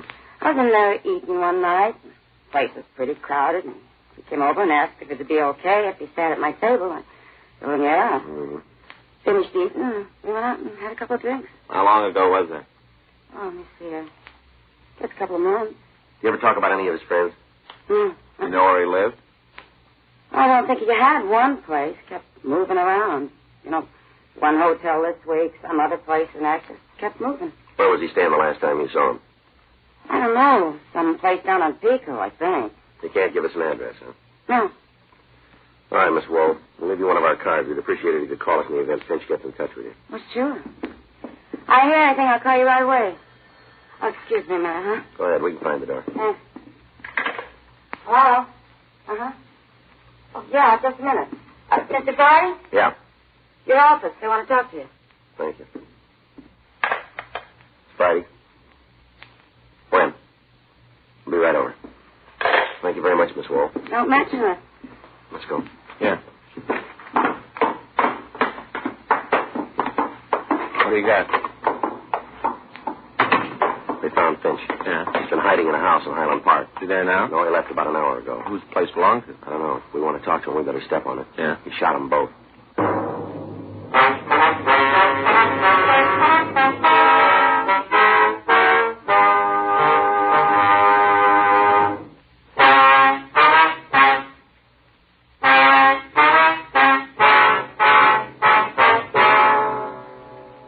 Immediately for Georgia Street Receiving Hospital, where the latest victims had been taken. We talked to the doctor in attendance. He identified the couple as Mr. and Mrs. Fred Gilner. They went on to say that both of them had suffered serious gunshot wounds. Mrs. Gilner had been hit in the left shoulder and in the neck, while her husband had been shot in the arm and chest. The man was on the operating table at the time, but the doctor said we could talk to the woman briefly. Frank and I went into the treatment room. Mrs. Gilner. Mrs. Gilner? Yes, We're police officers, ma'am. I'd like to talk to you if you feel up to it. I guess so. I guess it's all right. We'd like you to look at a picture and see if it's the man who shot you. Where is it? Right here. I'll hold it for you. This the man? Hard to see it. Do the best you can, please. Yes. That's him. He's the one. Can you tell us what happened? How's Fred? Have you heard how my husband is? We don't know yet, ma'am. Shot Fred, too, you know. Shot us both. Now, can you tell us what happened? Came into the house last Thursday night. Came in. Yes, ma'am. Tried to rob us. Fred surprised him in the closet. Guess he was trying to steal some clothes. It was Thursday? Yes, night. All right. You can go on, please. Had Fred's gun. Must have found it in the bureau. Had it pointed right at us. Kept waving it around. Yes, ma'am. Made us stay in the house. 3 days. Kept us prisoner. 3 days with the gun. Mm-hmm.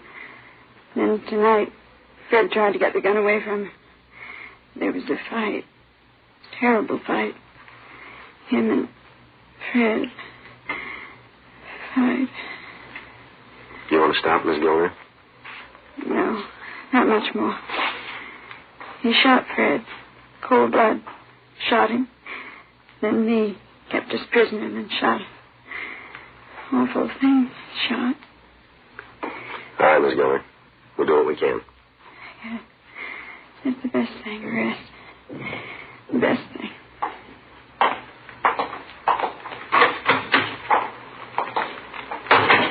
You want to check the doctor? Yeah. Excuse me? Yes? Where can we find Dr. Savin? I think I saw him a couple of minutes ago. He went into treatment room number 3. Sorry for going. Yes, he's alone. Thank you. Doc? Oh, yeah, Joe. Frank, come on in. Thank you. How'd it go? Tough one. I think he's going to live. That's good. Hope he feels the same way. What do you mean? Bullet severed the spinal cord. Oh. He'll never walk again. The check was made at the Gilner house, and their automobile was found to be missing. From papers in the house, we got a make and license number. A supplemental broadcast was gotten out carrying the information. The description of Leroy Finch was broadcast to all policemen in Southern California every 30 minutes. At the end of each transmission, the officers were warned that the suspect was armed and was to be considered extremely dangerous. Border stations were notified, and the checkpoints into Nevada were alerted. Bus and railroad stations were covered, and airline terminals were placed under surveillance. Roadblocks were set up on highways into and out of Los Angeles. If Leroy Finch was still in the city, every precaution was taken to prevent his escape. 36 hours went by without word. Tuesday, June 21st, Frank and I checked into the office. I'll check the book. So, Friday. Yeah. I'm trying to reach you guys. Where you been? We just got back from 77. What's the matter? You better check with the skipper. Huh? That car Finch was driving? Yeah. They just found it.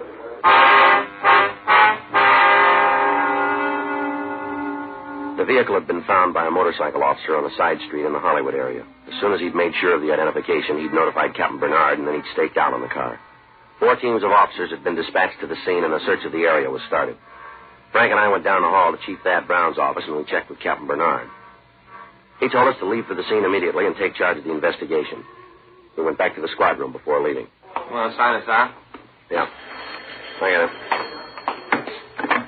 Burglary Friday. Oh, yeah. Speak up a little, can't hear you. What's that? No, I got it. All right, we'll be right there.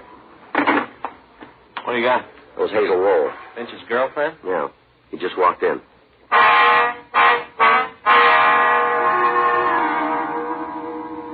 We notified Captain Bernard what happened, and along with him and 2 teams of men from robbery detail, we left for the woman's address. The building was covered completely, and Frank and I went up to the front door.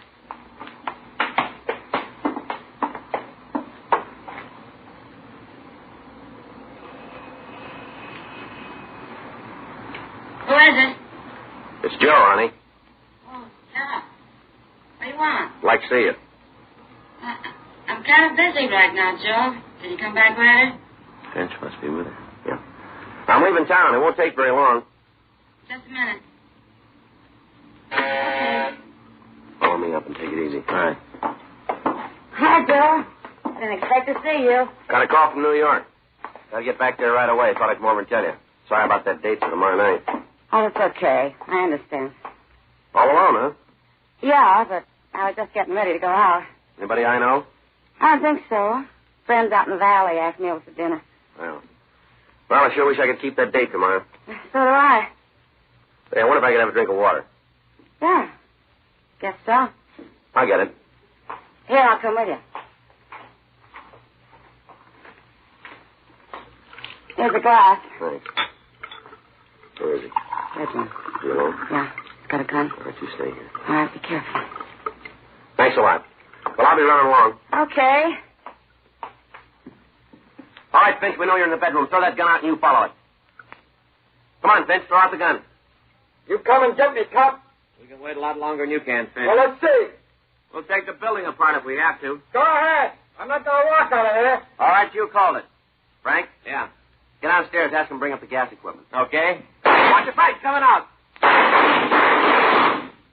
All right, come on, Finch, get up. Now, leave me alone, cop. Leave me alone. Come on your feet. I can't. I'm hurt. I can't get up. You're not hurt that bad. It's just a shoulder wound. I am, too. You don't. I'm going to die. I know it. Come on, Jack. I'm going to die. You're pretty sure of that, aren't you? Yeah, I can feel it. You got it wrong, Finch. Huh? It won't be that easy.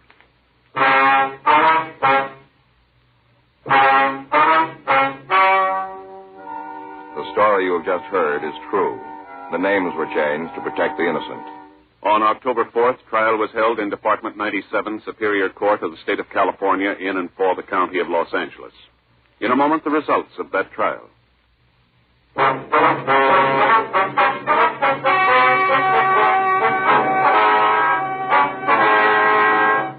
Leroy Ernest Finch was tried and convicted of burglary in the first degree, escape, a felony, assault with intent to commit murder, 2 counts, and grand theft auto, 1 count.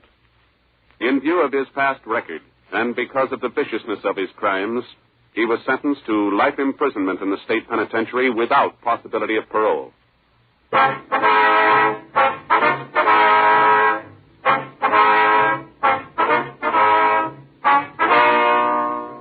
You have just heard Dragnet, a series of authentic cases from official files. Technical advice comes from the Office of Chief of Police W.H. Parker, Los Angeles Police Department.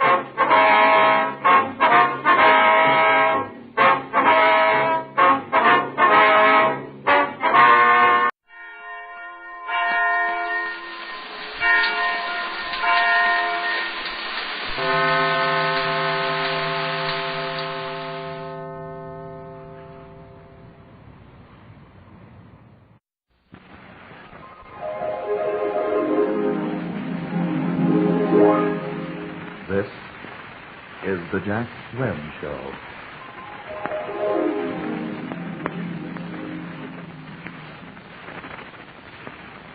Oh, yes. Time. Time. Time. Time. Oh, my darling.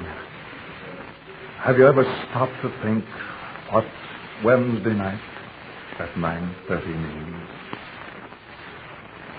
Oh, my darling. Wednesday night at 9:30 means Wednesday night at 9:30. Ah, my darling, if we were on a windswept hill, if we could but go there, if we could but be there, alone, just you and I and that windswept hill. Just the 3 of us. Just you. Just I. Just that windswept hill. The 3 of us, that is. I could but whisper but these 3 immortal words in your ear. Words as old as time. Time. Time. These 3 words would I but whisper.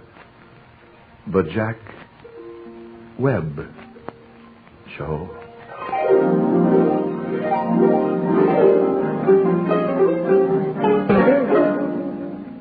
There's too damn many strings on this thing. This week, Mayor Lapham announced that the fight was still on to raise streetcar fares. But the Jack Webb Show sinks lower and lower. Yes, the Jack Webb Show, or Lost Wednesday. That means Phil Bavero and those 8 retards known as the Ragged Airs, Clancy Hayes, who brought music to the marina, will sing the words whether they match the music or not. Tiny Nora McNamara, pretty as a picture, will be framed by the orchestra again this week. John Galbraith, a rare Oakland importation, will prove that anyone can be a radio actor. Due to an increase in our program budget, the above people and things will be assisted in tonight's production by an all-star cast of thousands. And if you hurry, you have just time to catch the second show at your neighborhood movie.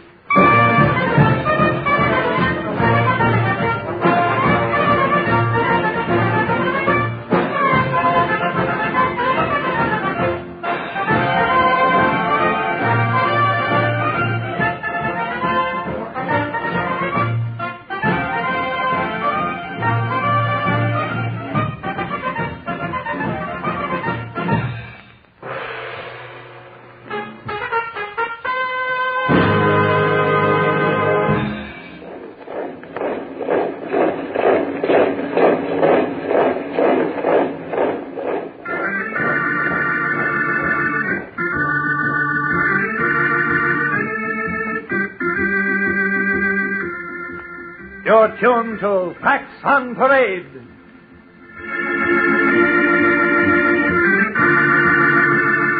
Yes, here's the program all Africa has been raving about. It's Facts on Parade.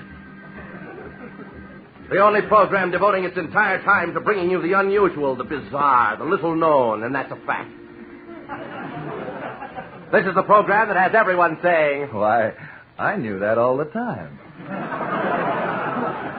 yes, many college students have used this program instead of their books to graduate, and that's a fact. And now here's the man who says that's a fact.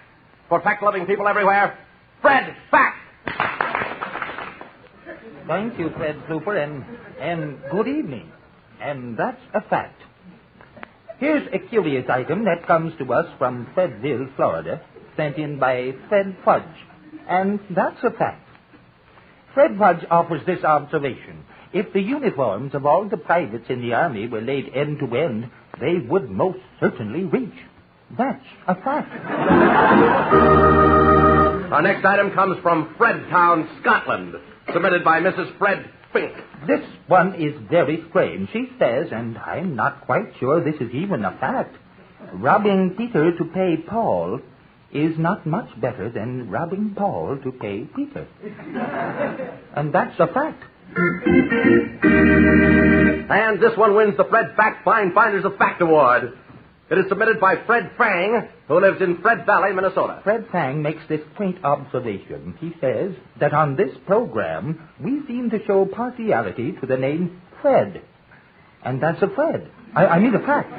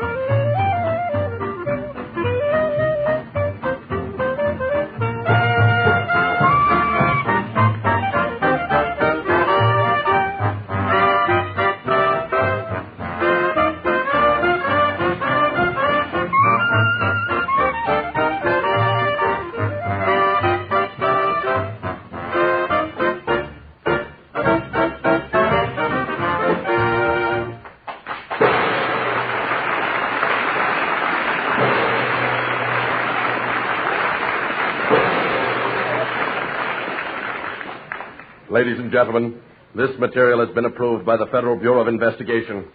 We wish to thank the Federal Bureau of Investigation for this material, which they assure us is material.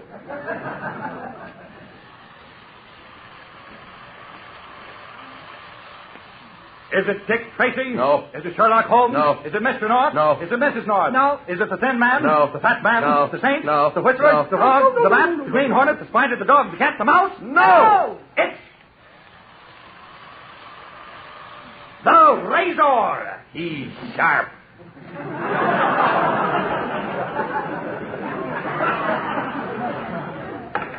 Another conspicuous first for radio, The True Adventures of the Razor. Tonight's story, another close shave for the Razor. Entitled The Case of the Confused Keyhole. The Razor is brought to you each week at this time by, well, the Razor is no cheap commercial detective. He's sustaining. Leave us look in on the Razor, sitting in his study, thinking. 3 hours and I haven't had a case. This inactivity is maddening. I'm in a rut. I might as well admit it. As a last resort, I may telephone my sweetheart, Peaches Latoul. Too late now. I have a murder on my hands. Hello, this is the Razor. Who's been murdered? No murder? Oh, you have the wrong number. What? Who? Bufano? Benny Bufano? The Press Club's hat has been stolen? What? What? No, don't touch a thing. This looks serious. You know, Bufano, I suspect the arch enemy of the Razor, Stan Strop. I'll go to work on him right away. The press club cat's stolen. Being held for ransom. I wonder why. Those poor reporters haven't any money. I'll bet there's a half dozen murders before I get to the bottom of this. I'm off for the press club.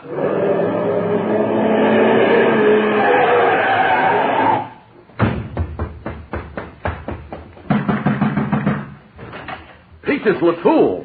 What are you doing at the press club? This is gang dinner night. What do you mean, press club? You're on the opposite side of town. You're at my house. You sure? Yeah. You've driven all the way across town backwards. Must have been that Saratan I put in the gas tank. Well, I'm off for the press club.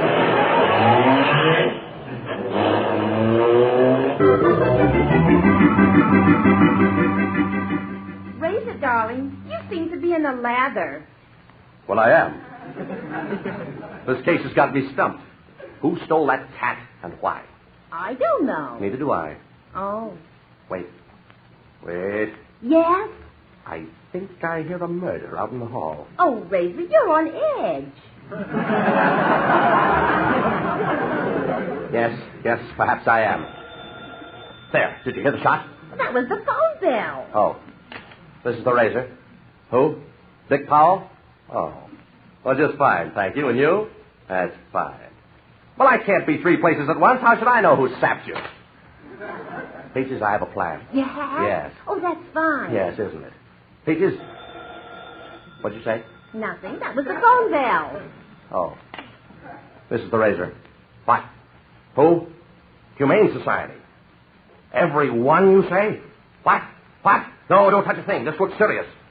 You know, Humane Society, I suspect the archenemy of the Razor, Stan Strop. I'll go to work on him right away. Peaches, you're not going to believe this. That press club cat was only the beginning. Every cat in town has been stolen.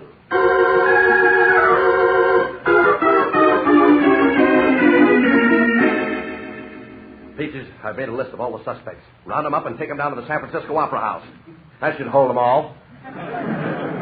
I'll meet you there in 1 hour, if I don't run into a murder.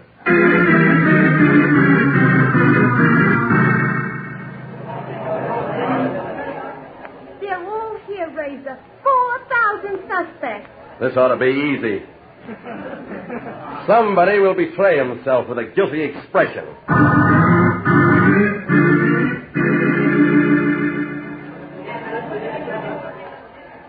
We've been here 4 days now. Yeah. The suspects have thinned out to a mere 3,000. Peaches, I'm on the verge of cracking this case.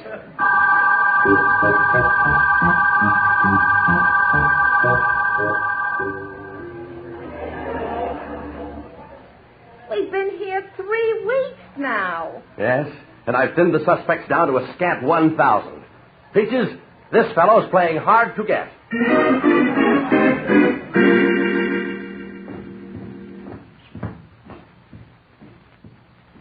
There he goes, Razor, the last suspect. Yes, and not one of them had a guilty expression. Peaches, this whole thing has been a dismal failure. We're on the wrong track. The Razor admits. He's failed. Oh, let's go home. Right. Look out, Peaches!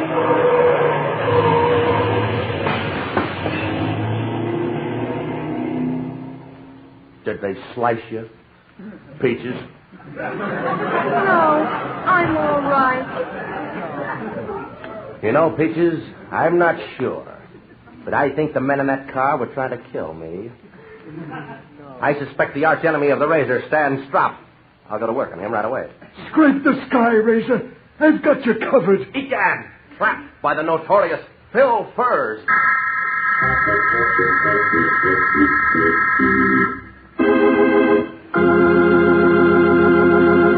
We interrupt the adventures of the Razor to bring you a brief message.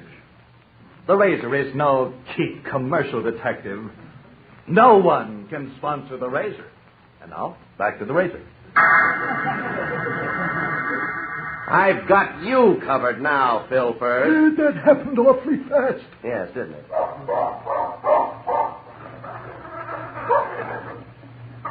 Razor, look. That dog is growling at Phil Furs. Yes, Peaches. Phil Furs, I arrest you for the theft of the Press Club cat and every other cat in town. Razor, are you sure? But, of course, I should have known it all along. That dog was growling not at Phil Furs, but at the sweater he's wearing. The sweater Phil Furs is wearing. You're too late, Razor. Egad, think of it, Peaches. Phil Furs has skinned every cat in town. But why did he steal the Press Club cat? Simple, Peaches. That was done to confuse me. How silly. Yes, Phil Furs. I arrest you for engaging in the illegal practice of the manufacture and the sale of cat smear sweaters.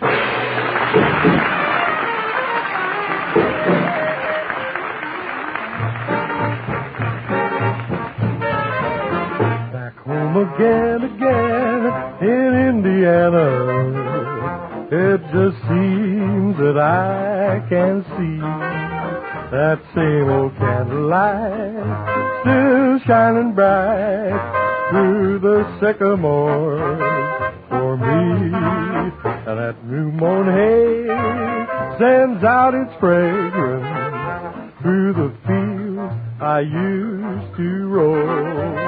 And when I dream about the moonlight on the Wabash, how I'm longing for my Indiana home.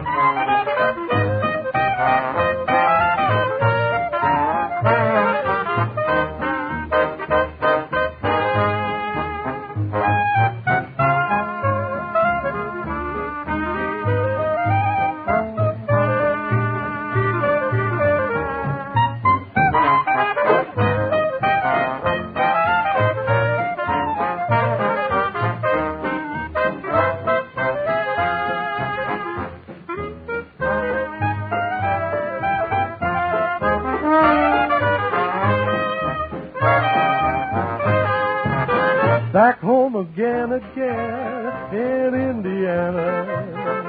It just seems that I can see that same old candlelight still shining bright through the sycamores for me. And that new mown hay sends out its fragrance through the fields I used to roam.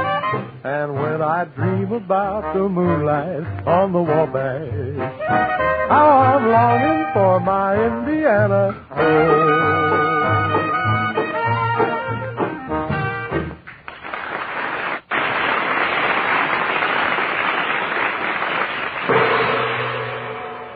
It's contest time on the Jack Webb Show. Yes, this is that attractive gift offer you've been all waiting for. Say, Webb, we'd better pitch it straight. Okay, John, I guess we have. Tell them what we'd like, will you? Okay, gang, we got a ginger peach prize just waiting for the person who writes the best letter or postcard on the subject, how to get the Jack Webb Show off the air. Executives of the American Broadcasting Company are not eligible to enter this contest. That's right. Folks, John's not fooling. We really would like to get your letters and cards. And the subject once more, John boy? All right, but most of them probably have their letter written already. The subject is how to get the Jack Webb Show off the air. All letters must be postmarked not later than Sunday midnight, April 14th. Just address your letters and cards to the Jack Webb Show, American Broadcasting Company, San Francisco, Zone C. Honest, you'll like the prize. We can barely afford to give it away. Sad people everywhere, this is your program.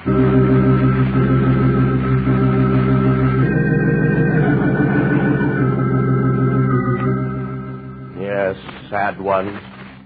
This is the Misery Hour. Presented each week at this same sad time by the makers of Phil DeMille's pills.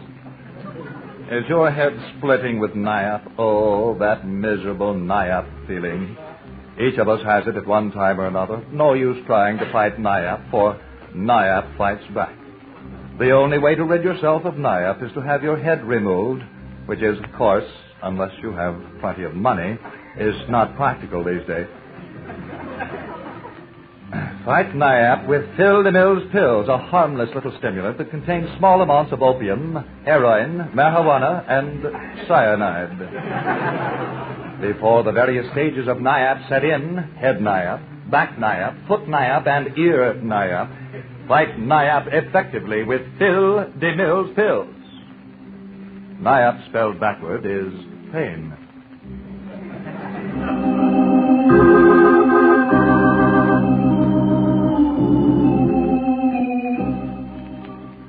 And now your host for the evening and conductor of the Misery Hour, Bill Ball. Thank you, Terry Tier. Well, friends, before tonight's interviews begin, I am happy to report that Gladys Glue, you remember Gladys? She had on the pink formal and the big green picture hat. Lovely child. Well, Gladys Glue has decided to stick it out. She will divorce those first two husbands and stay married to the third. No applause, please. I'm sure that all of you will recall that charming little French chap, Dale Duet, the little two-headed boy. Well, I'm happy to report that little Dale has solved his problem. The public library has granted him 2 cards, and now he can have a book for each head. No applause, please. And now the case of Mrs. P.G. McMee of Mill Pieces. Oh, me, Mrs. McMee.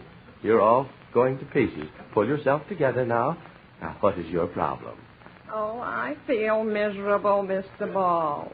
We all do on this program, my dear. Well, Mr. Ball, I don't know whether you would consider this a problem or not. Well, tell it, my dear, and we'll see. Well, I married my husband, Melvin McNee, and I never really did get along with his grandfather because the old man said that I had a face like his sister's cousin who was a gangster because he was given a good beating by her brother-in-law, who later turned out to be the husband of a very wealthy oil woman from Oklahoma, who never suspected her father of having anything to do with the Nazis because as far back as the 3 boys could remember, their mother was mean to them and never allowed their younger sister any of the privileges that Flossie had, which caused the uncle great concern because he had been on the lookout for her mother's brother ever since the last war and was determined that no matter what happened, he would not forgive them. So they are after me time and time again for an answer, and I still have my ambitions.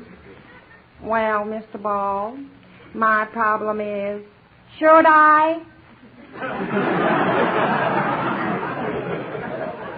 Would you mind repeating that, please? Better still, let's have the next case.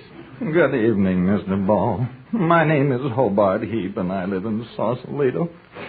And I have a problem. Yes, go right ahead. Don't be nervous. Thank you, Mr. Sausalito. My name is Ball Heap, and I live in Hobart. Now, please, don't be nervous. Yeah. Well, my name is Hobart Sausalito, and I live in a heap. Now. You're all unstrung. I believe your name, didn't you say your name was Sausahipo, and you live in Ball Barto? Well, I have a problem. I am a gambler, and I do the same thing all gamblers do. I gamble. I started gambling pennies at first, and then the grocery money, and then I gambled all my wife's savings away. Our car, our home, all gone. All gone now. And what does your wife think about all this? I don't know. She left me yesterday. This morning she came back with the children and the washing machine, but I'd gambled the washing machine away. I see. Well, about all you have left is your home, isn't it? No, that went this afternoon. Just 2 hours after I lost my job. Life's just about over for me, Mr. Ball. Gambling has been my undoing. I see. And your problem? Mr. Ball? Yes? I'd like to know who looks good to you in the 4th at Bay Meadows.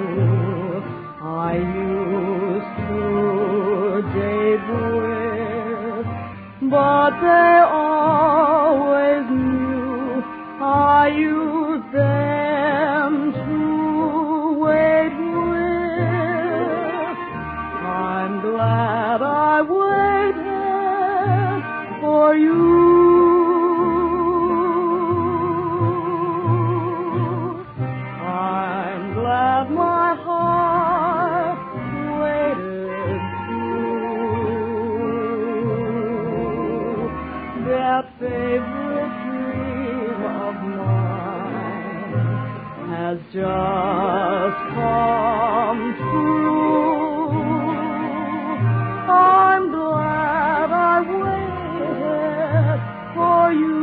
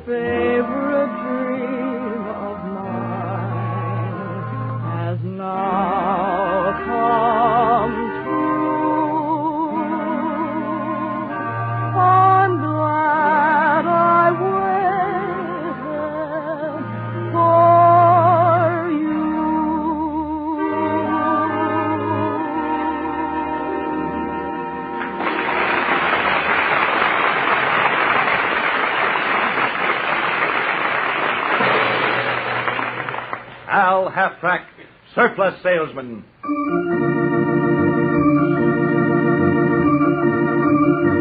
This week, as it must to all men, Army Day came to the infantrymen.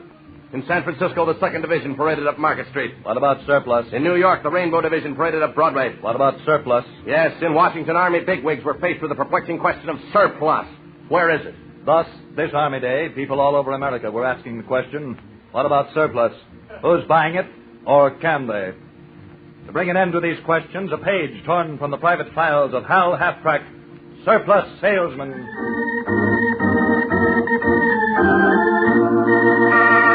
Oh, you bet, madam. Why, that 16-inch shell will make a beautiful ashtray. Well, are you sure it won't go off? Oh, positively. Why, madam, our detonator experts have gone over that shell from stem to stern. It's as safe as a baby's rattle. Yes, you'll certainly surprise your husband with this ashtray. All right, I'll take it. Here you are. Fine. You won't regret this buy, madam. No, sir, you won't regret it.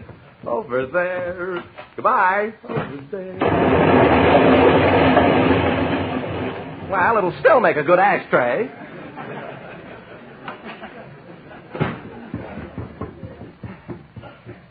Good afternoon. Are you Hal Halftrack? Right the first time. Hal Halftrack, and I'm dealing in Army surplus. Fine. Then you're just the man I want to see. I've just come from the draft. Ah, too bad, too bad. Almost got drafted myself once. Going in the Army, eh? Well, you've come to the right place. You have a decided advantage over the boys who went in early. You're going into the Army equipped. Yes, but Mr. Halftrack... Don't say another word. I'm going to outfit you, son. From top to bottom, you're going to be wired for sound. But Halftrack... If you don't quit interrupting me, fella, I'll send you right into the Army just like you are. Now, you'll need... Tell me, fella, what branch of the service do you think you're going into? Well, it really doesn't matter. First off, you're going to need a few uniforms, about 12 dozen of each. Paratroopers, cavalry, mechanized infantry, and air corps. That's in case you're transferred. But, You were about to say, what if you're promoted? Well, I thought of that too, fella. I'm throwing in officers' uniforms for each of the branches, 12 dozen each. I think you're making a mistake. Yes, you thought I was leaving out your means of transportation. Well, you're wrong. I'm putting in a fleet of jeeps on your list and a staff car in case you're appointed to the higher echelon. Half-track. Half-track. I'm glad to see you're taking an interest in this. After all, it's for your benefit, not mine. Yes, indeed, you will need a half-track. Ours haven't been working too well lately, so I'm going to include 3 in your order. But... That's a good question. What if you don't stay in the ground forces? What if you fly? Well, we're all out of B-29s, but I can let you have 4 B-17s. But... All right. You can have 6. I'll stretch a point. You don't seem to understand. Oh, yes. You're worried about that fighter protection up there. Well, I'm including a dozen each. 1 dozen P-38s, 1 dozen P-40s, 1 dozen P-51s, and, if you're lucky, I may throw in a half dozen of the new jets. Half-track. You've already got one of those on your list, fella. Now, there's only one more thing I can think of. Let me see it. Chemical warfare, yes? You'll need a full supply of all the poisonous gases plus a sniff kit so you won't poison yourself. And I happen to have 1 carload 1 carload of the late gas mask. But... Oh, you'll need every one of them. You'll meet a lot of friends in the Army. You know, I can't see why all the rest of the folks who come in here can't use the war surplus items I've sold you. They're all handy. Now, what have you got to say to that? Only this. I'm the clerk of your draft board, and for some reason you were overlooked in the early call. You're going into the Army equipped. You've just been drafted.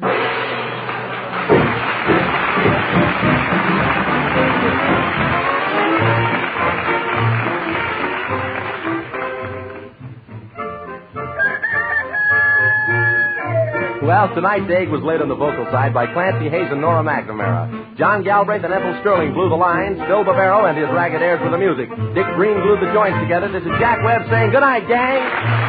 Hey, and don't forget us again next week about 9:30. And don't forget your letters and cards, will you? This is ABC, the American Broadcasting Company.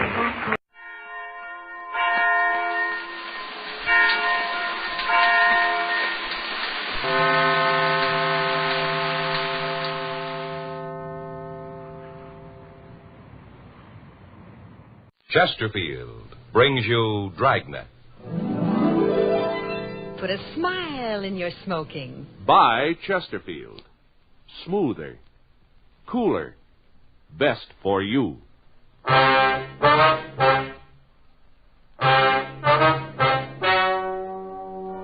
Ladies and gentlemen, the story you are about to hear is true. The names have been changed to protect the innocent.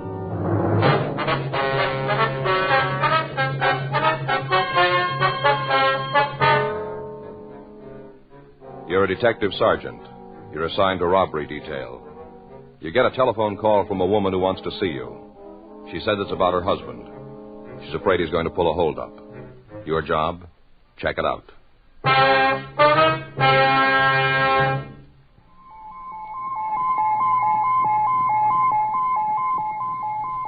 Listen.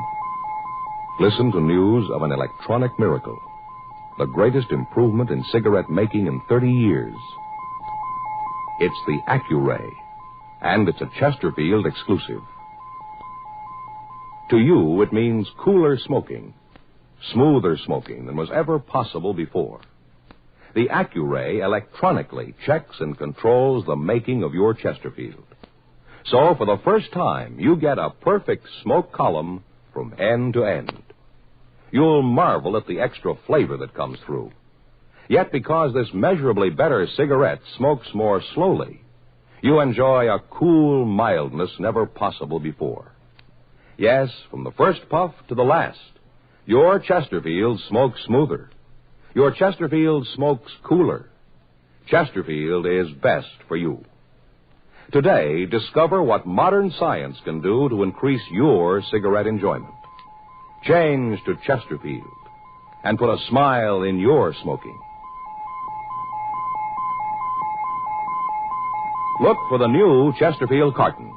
It tells you only Chesterfield is made the modern way with Accuray.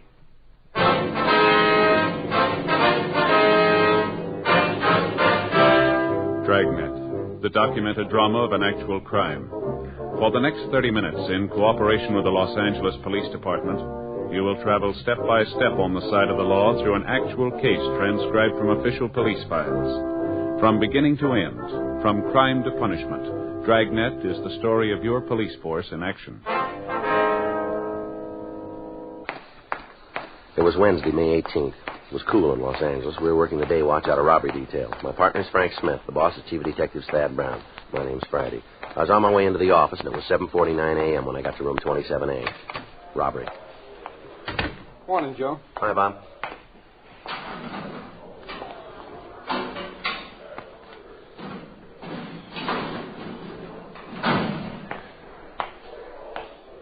Well? Well, what? Good morning, Frank. Oh, hi. What's eating you? Nothing. Are you mad about something? What would I be mad about? I don't know, but you didn't say good morning. I'm just not going over there anymore, that's all. Over where? The Talbots. Who? The Talbots, you know, live down the street, sells real estate. Oh, yeah. We bought our house from him. I see. We got to be friends. At least his wife and Faye are friends. I never cared for him much myself. Mm-hmm. What happened? Hmm? Between you and him, did you have a fight? I don't fight with people, Joe. You know that. Oh, that's right. I just found him out, that's all. Just found him out, the kind of a guy he really is. Is that right? Yeah. They use signals. What? Signals, him and his wife. Can you imagine that? They use them. What kind of signals? Different ones for different words. Well, what do you mean? When they play charades. Oh, I see. Yeah. Well, that's too bad. Had us over their place last night. Some other couples, too. About 8 or 10 of us in all. Yeah, 10. 5 on each side. Each side. Yeah, for the charade game. You played it, haven't you? Yeah, when I was about 10 years old, we used to play it. Well, now, look, buddy, it's no kid's game. Not the way they play it. Is that right? Oh, they give you stuff to act out. Titles and quotations. You've never even heard of half of them. Mm-hmm. And to top it off, they got signals. Yeah. Noun, verb, little word, big word, person's name, letters of the alphabet. They got signals for all of them. You can spell something out. What's the point of the game? Yeah. Beat you pretty bad, didn't they? Huh? Last night in the game, you lost. That hasn't got anything to do with it, Joe. No, it doesn't matter. Doesn't matter who wins or loses. It's the principle of the thing. That's all it is. Signals. Yeah, I get it. And they use them. Robbery Friday. Yes, ma'am. Well, I don't know. What seems to be the trouble? I see. Yes, I guess we could. Where is that? Are they open this early? All right. Yes, ma'am, we'll be there. Goodbye. Lady wants to talk to us. Says she'll meet us at a bar out on Melrose. What's it all about? Her husband. Yeah. He bought a gun.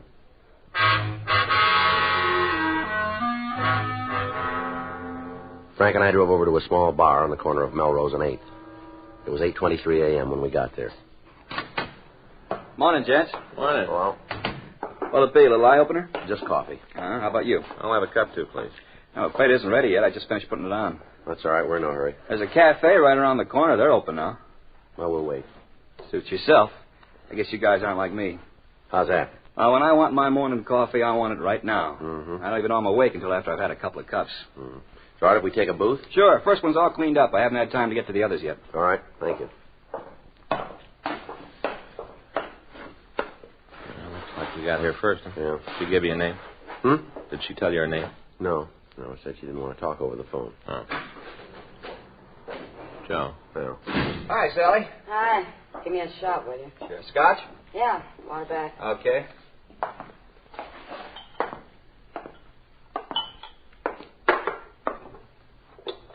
Go ahead, mister. Take a good look. I was waiting for somebody. I guess I made a mistake. Yeah, you sure did. I'm sorry. A little later on, I might be interested, but not at 8:30 a.m. Getting worse all the time, ain't it? Gal can't even have a morning pick-me-up without some guy starting to move in on her. Well, here's looking at you, Mike. Down the hatch.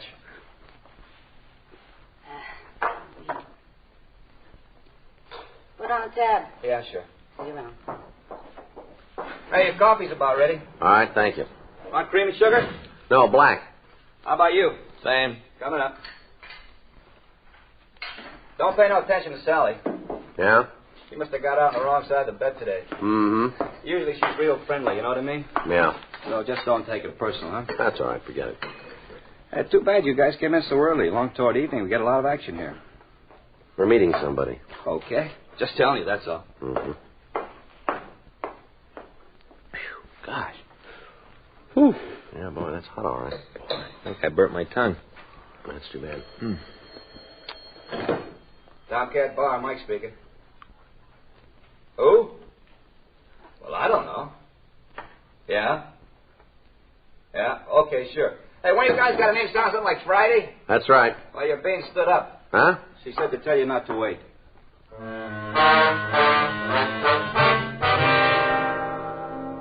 Frank and I left the Tomcat Bar and we went back to the office.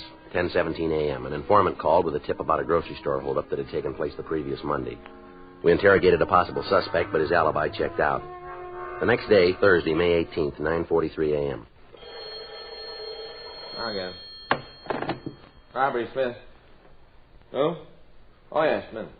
Joe, it's for you. Okay. Friday. Yeah? Yeah, I remember. Well, we were there. Well, why don't you give me your name this time? No, I'm sorry. We'll have to have your name. Flint? F-L-I-N-T? All right, now look, Miss Flint, if this is some kind of a gag... All right, if you're sure this time. Right. All right. Goodbye. The woman again. Hmm? Woman who called yesterday morning? Oh, yeah. What you want now? Same thing. Meet us at the bar. You think she's on the level? I don't know. It sounds like it this time. Why didn't she show up yesterday, then? Says she tried, but she just couldn't. Why not? Said something about loving her husband. Yeah. When the chips were down, she couldn't bring herself to turn him into us. Yeah, but she will now, huh? Says she has to. She can't wait any longer. Why? Says it might be too late.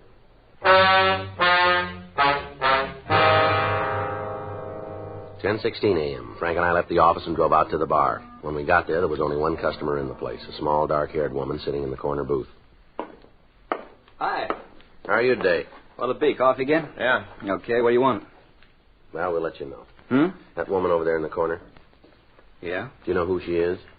Don't think she's been in before. All right, thank you. Say, that reminds me. Yeah? Sally was around last night. I asked about you. Yeah. Guess she had a change of heart. She's a pretty good kid. Yeah. Miss Flynn? Are you Miss Flynn? Yes. Well, my name's Friday. This is my partner, Frank Smith. Can we sit down, man? I guess so. You guys want your coffee over there? Yeah, it'll be fine. How about the lady? Would you like something, ma'am? I'd like a drink. All right. I'm going to need it. What'll it be? I don't care. Bourbon, I guess. Bourbon and ginger ale. Lady wants a bourbon and ginger ale. All right. Does he know? Ma'am? The bartender, does he know you're cops? No, I don't think so. We haven't told him. Well, if anybody finds out I talked to you, if Rod ever finds out, well, I guess that just about washes up. Rod's your husband, is that right? Yeah. Rodney Flint. Well, is that his name? Well, not really. Not his real name. Well, what is it, then? I don't know if I'm doing the right thing. I just don't know. Mm-hmm. He'd never understand. He'd say I was double-crossing him. Maybe I am. Maybe I... Here you are. 2 coffees and bourbon and ginger. What do we owe you? That's $1 even. There you go. Okay, thank you. 4 years I've been thinking about it, living with it. 4 years I've been trying to make up my mind whether I should go to the police or not. Yes, ma'am. But things seem to be working out. He was doing so well, making good money. He's changed, too, honest he has. Well, now suppose you give us the whole story. You married, Sergeant? No, ma'am. What about you? Yeah, I'm married. Well, tell me something, mister, and you tell me the truth. What's that? Suppose your wife got you in trouble. Suppose she squealed on you. What would you think of her? Well, I guess it would depend on why she did it. Oh, I've got a reason. Best reason in the world.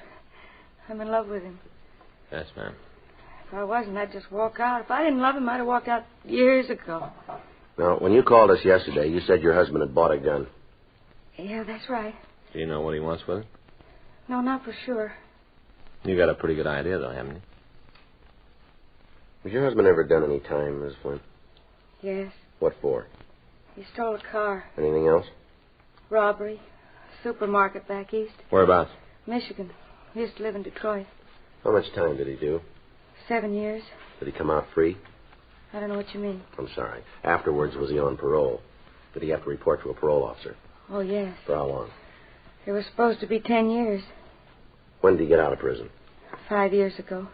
When did you come to California? About a year later. Did he have permission to leave the state of Michigan? No. Well, what made him leave then? He just came home one day and said he couldn't take it any longer.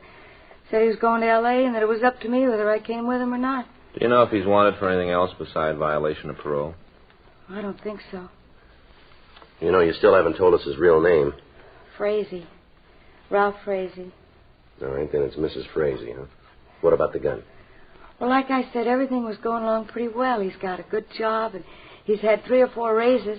Where's he work? Oil refinery. Pacific Crest Oil Company. I see. He likes the work. They like him, but the longer we live out here, the better things are. Well, that just makes him more scared. Well, what's he scared of? Oh, that somebody will find out who he really is, and that he'll have to go back to prison. If he just sees a cop, he goes all to pieces. He's sure they've finally caught up with him. Just a traffic cop, even. Mm-hmm. He gets worse all the time. Jumpy and nervous and, well, scared. That's the only word for it. He's been drinking a lot more, too, nearly every night. Mm-hmm. Then just last week he ran into a guy that used to be a friend of his. Back in Detroit? Yeah. This fellow knows all about him, that he's been in prison. And Rod's afraid... I mean Ralph. I've called him Rod so long I keep forgetting that it isn't his real name. Sure. Anyway, he's afraid this guy will say something to somebody that'll all come out. It's just driving him crazy. So he bought a gun. Did he say why? He was pretty drunk night before last. That's when he brought it home. He mumbled something if he was going to go back to prison anyway, he might as well make it worth their while. Mm-hmm. Maybe he's planning another robbery, I don't know. I don't really think he would. But with all this drinking and being so darned upset, well, I don't know what he might do. Where's the gun now, Miss Frazee? At home. He hid it in the stove in the pan under the broiler. At least that's where he put it last night after... After what? Well, you see, he was carrying on doing a lot of talking, and he was holding the gun at the same time, waving it around, telling me how easy it'd be to go out and rob somebody. Mm-hmm. Said that way he could get enough money for us to leave the country and go to Mexico, maybe, where they'd never find us. Right in the middle of everything, the pistol went off. I see. It was just an accident. He wasn't pointing at anything. The bullet only went into the ceiling. I'm sure he didn't mean to pull the trigger. Yes, ma'am. But when he heard the shot, he acted like he was going out of his mind. He was sure the neighbors had heard it, too, and that they'd report it to the police. What'd he do then? Well, he dug the bullet out of the ceiling and got rid of it. Mm-hmm. After that, he just waited. Now, that proves he's changed, doesn't it? That he really isn't a criminal anymore? Well, how do you mean that? Well, he didn't run away. Yeah. He stayed there all night long, waiting. And he didn't keep the gun. He put it in the oven. He didn't have it on him. So there wouldn't have been any trouble even if the police did come. Mm-hmm. Gee, I kept praying that they would. Over and over I prayed you'd come and find out who he is. He's got to go back to prison and finish out his sentence. I'm sure of that now. If he doesn't, I just don't know what'll happen to him. What about you, Miss Frazee? Me? While he's in prison, what'll you do? Oh, I can work. I did before. I'll manage. Mm-hmm. Miss Frazee, what time's your husband come home from work? It's later and later since he started drinking. 9 o'clock, maybe even 10. He's never there for supper anymore. Is there someplace else you can go this evening? Over to a neighbor's, maybe? I suppose so. Why? Well, it might be better if you weren't there when we pick him up. But you can't. I mean, well, not so soon, not tonight. Does it have to be tonight? Yes, ma'am, it does. He'll know it was me, that I had something to do with it. He's bound to know. We'll keep you out of it if we can. What are you going to tell him? What kind of an excuse will you use? Let's see what kind he has.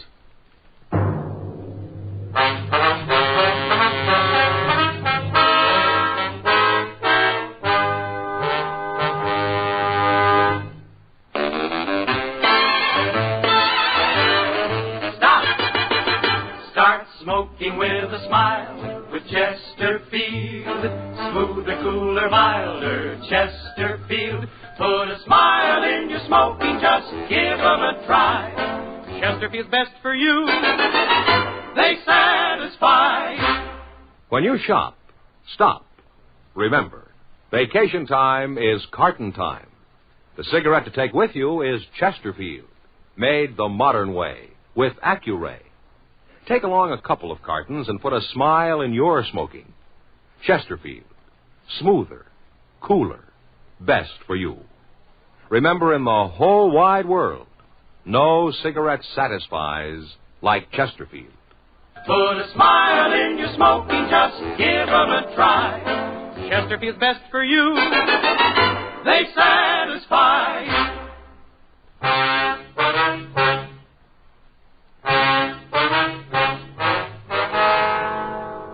Frank and I continued to talk to Mrs. Frazee. She agreed to be out of the house during the evening. She also gave us a description of her husband. She said he was WMA, 38 years old, 5'11", and he weighed about 170.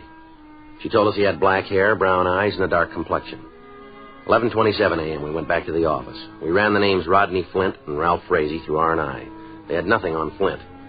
Under Frazee, we found a warrant from the state of Michigan for a violation of parole. The dates given on the warrant checked with what Mrs. Frazee had told us. We contacted the Pacific Crest Oil Refinery, and without stating that we were from the police department, we learned that a man named Rodney Flint had been employed there for the last 3 years. They said he was a steady, dependable worker. 6:32 p.m. We drove out to the address Mrs. Frazee had given us. It was a modest one-story home just off Santa Monica Boulevard. We parked across the street and waited for Frazee to return from work. 7:05 p.m. We saw Mrs. Frazee go into a neighbor's home 3 doors west. Frank and I continued to wait. 8:46 p.m. Joe, across the street. Yeah, he's turned into the driveway. Just give him a minute. Let him get inside. All right. No, the lights are on now. Let's go. All right.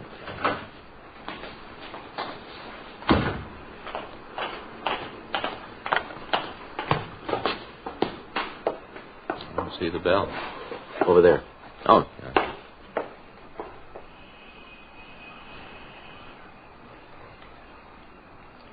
Who's coming? Mm-hmm. Yeah? We'd like to talk to you for a minute. What about? We're police officers. What? Police. This is Frank Smith. My name's Friday. I didn't send for no cops. It's all right if we come in? What do you want? Just want to talk to you, that's all. No, you do your talking out here. Be easier if we were inside. I ain't got all night. Neither have we. This won't take very long. Yeah, okay, come on. All right, stand right Hey, there. what? Stand still. What is all this? He's clean, Joe. What's your name? Come on, give us your name. Flint. First name, too. Rodney. You alone? Yeah? You live alone? Our wife's out. She left me a note. Said she's going over the neighbors babysit for. Mm-hmm. Were you home last night? Yeah, I was home. All night? From about 10 o'clock on. Did you hear a gun go off? What? A gun. Did you hear one go off? Of course not. Well, somebody did, and they reported it. Said it sounded like it came from this house. Last night, she said. That's right, Flint. Oh, boy, what a police force. You cops ought to be real proud of yourself. Yeah? That's all you got to do, check up on some characters, been hearing things. There wasn't any shot, huh? Well, I didn't hear. I see. Kind of late to be asking, ain't it? We just got around to it. Took a whole day, huh? Suppose you need a cop. What are you supposed to do, make an appointment ahead of time? Are you sure about this, huh, Flint? About what? You didn't hear any gunfire. I didn't hear nothing. There's a lot of traffic down the boulevard. Maybe a car was backfiring. Maybe that's what it was. Mm-hmm. Do you own a gun? Uh-uh. You sure about that?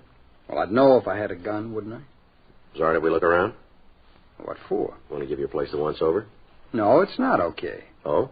I ain't gonna have you busting in here. Now, come on, go on, beat it, huh? We can get a search warrant and come back. Now, you listen to me, and you listen good, huh? This isn't Skid Row, mister. This is my home. I own it. And you're not messing around a Main Street bum, either. I got a good job for a big company. They pay a lot of taxes in this town. They pay a lot of your salary. Yeah. My boss is a pretty important guy. He's got friends. So now you just take your little badges and move on. All right, Flint, if that's the way you want it. That's the way I want it. Just give us one more thing. What are you afraid of? I'm not afraid of anything, you guys especially. You're sure not very anxious for us to look around. There must be a reason for that. Well?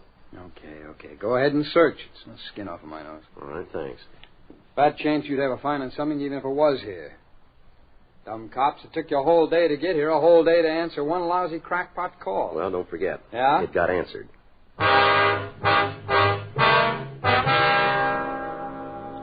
Frank and I began a routine search of the house. While Frank went through the 2 bedrooms, I took the living room and dining area. We found nothing suspicious. 9:42 p.m. We'd finished with the front part of the home, and we went into the kitchen. The suspect followed us. Okay, if I fix myself a drink while you're messing the joint up? It's up to you. You guys want one? What? A blast. You want one? No, thanks. What about you? No, thanks. You don't drink, huh? You're not hurting my feelings. I'll check the service ports, Joe. All right.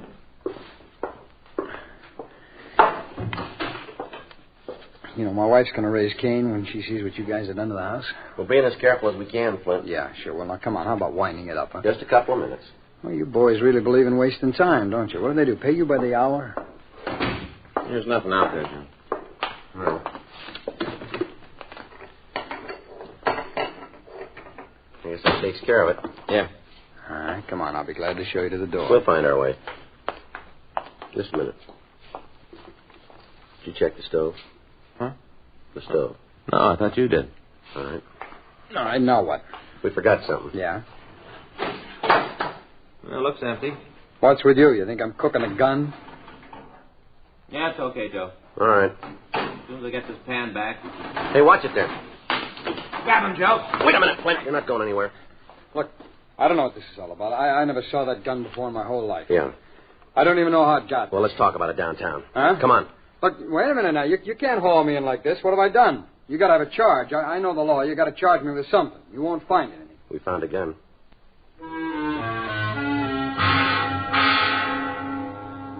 We drove the suspect down to the city hall, rolled his prints, and booked him in on suspicion of robbery. 11:06 p.m. We brought him into the squad room for questioning. All right. Sit down over there. What kind of a frame is this? Come on, how about letting me in on it, huh? Who'd I rob? You can forget about our robbery charge. I guess we made a mistake. Well, that's what I've been telling you, eh? We had to check the gun. We had to be sure. All right, so now you know. Yeah. Okay, no hard feelings. Sit down, Fraser. What? You heard me. Sit down. Maybe we were wrong about the robbery charge, but we came up with something else. A warrant from Michigan, violation of parole. What about it, Fraser? Well, what do you want to know? You've got it, the whole story. Why'd you leave Michigan? Why'd you jump parole? Oh, what difference does it make? Suppose you tell us about it. I didn't have no choice. Yeah? I used to play around with some pretty rough boys.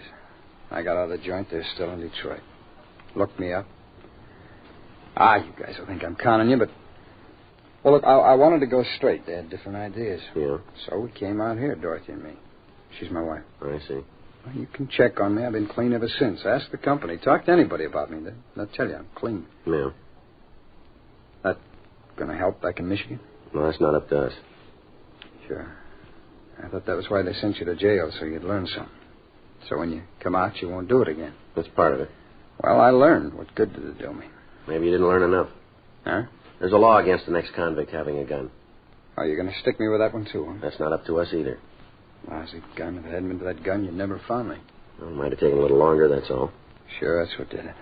I don't know why it went off the other night. I thought the safety was on, just my luck. I never had a decent break in my whole life, not one. Mm-hmm. Well, is there any more you guys want? No, I guess not. Not now, anyway. It's all right if I call my wife.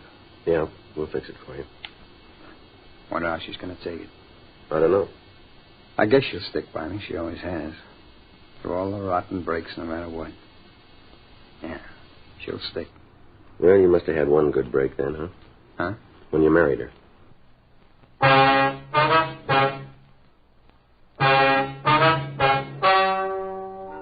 The story you've just heard is true. The names were changed to protect the innocent.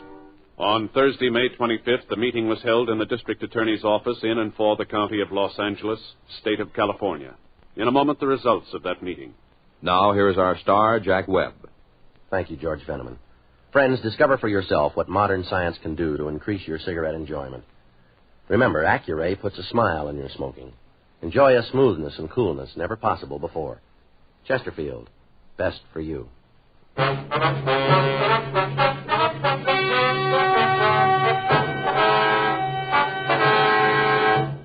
In the interest of justice, and because of the suspect's good behavior record in Los Angeles, it was decided not to press charges against him for possessing a gun. Ralph Putnam Frazee, alias Rodney Flint, was turned over to Michigan authorities to serve out his previous sentence. He has since been released and has returned to his former employment in Los Angeles.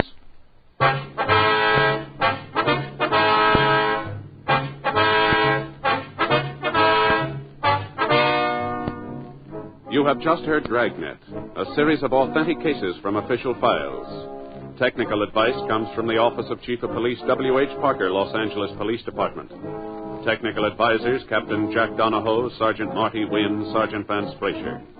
Heard tonight were Ben Alexander, Stacey Harris, Herb Ellis, Vivi Janis. Script by Frank Burt. Music by Walter Schumann. Hal Gibney speaking. Watch an entirely different Dragnet case history each week on your local NBC television station. Please check your newspapers for the day and time. Chesterfield has brought you Dragnet, transcribed from Los Angeles. This is it, L&M Filters. It stands out from all the rest. Miracle tip, much more flavor. L&M's got everything. It's the best. Yes, L&M's got everything. Superior taste, superior tobaccos, superior filter. It's the miracle tip, pure and white. Buy L&M, America's best filter tip cigarette. Hear Dragnet next week, same time, same station.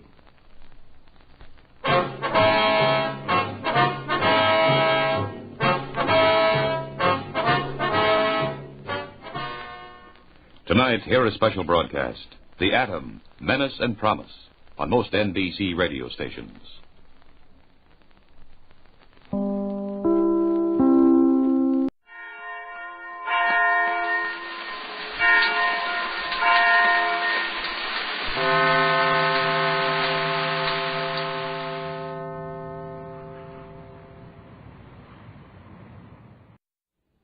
Pat Novak, for hire.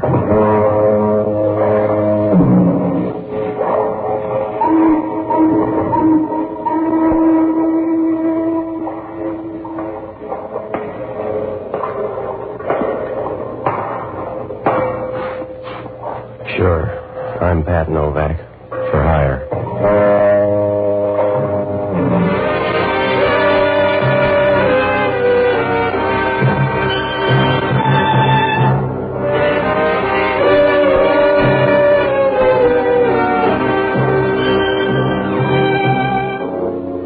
That's what the sign out in front of my office says. Pat Novak for hire. It's about the only way to make a living down on the waterfront in San Francisco. Because around here, a set of morals won't cause any more stir than Mother's Day in an orphanage. Maybe that's not good, but that's the way it is. And it wouldn't do any good to build a church down here, because some guy would muscle in and start cutting the wine with wood alcohol. All you can do is try to make the books balance, and the easiest way to do that is keep one hand on your billfold and the other hand on somebody else's. Oh, I rent boats and do anything else that'll buy a warm winter. It works out all right. It saves the government a lot of money. But if anything goes wrong, your trouble comes hard. It doesn't do any good to sing the blues, because down here, you're just another guy in the chorus. I found that out Wednesday afternoon. It started to rain up by Pier 19, and I knew there was a storm on the way. The bay looked flat and smoothed over, but you can say that for a lot of quarrels. So I closed the office and walked down to the barber shop for a shave. The barber lathered me up so I couldn't answer back and started to tell me how Dean Atchison ought to handle things. About 5 minutes later, somebody walked into the shop and started tapping my foot. He got tired of that and moved up to my chest. Hey, you listening? Hey. Stop pushing. That's my chest, not a buzzer. Are you listening? Yeah. What's on your mind? Hey, I want to talk to you alone. He's a barber. He won't listen. Let's go alone. All right, let's go. I'll be back in a minute. How do you like it? I got a 14 costume white. He says... I want to hire you tonight. Will you do something for me? Not for friendship. I give you $200 to follow a woman. I've done it for less. Not this kind. Her name is Agnes Bolton. You'll find her at 7 o'clock tonight down at this bowling alley. Here's the card. Address is there. How do I spot her? Read it off an ankle bracelet? You won't have any trouble. She's a large woman, about 50 years old, with a reddish face. Oh, that's no help. For 50, she sounds normal. Not Agnes. She couldn't pass for 90. She'll be playing in the last alley with a women's team called the Playmores. Yeah? You'll follow her out of the bowling alley. Somewhere along the line, she'll pick up a green leather bag. After that, I need your help. It doesn't sound like love. She'll go to the yacht harbor. Get aboard a boat called Seventh Heaven. I want you to have your boat ready and follow her into the bay. She'll leave that bag aboard some ship. I want to know the name of it. Now, is that $200 worth? Yes. I'll wait for her in your office. Contact me there and be careful. Is she that tough? No, but her friends are. With a figure like that, how come she's got any? They're holdovers. Now, just be careful. Yeah, well, it sounds easy at these prices. That depends on your luck, Mr. Novak. If it turns bad, you've been cheating.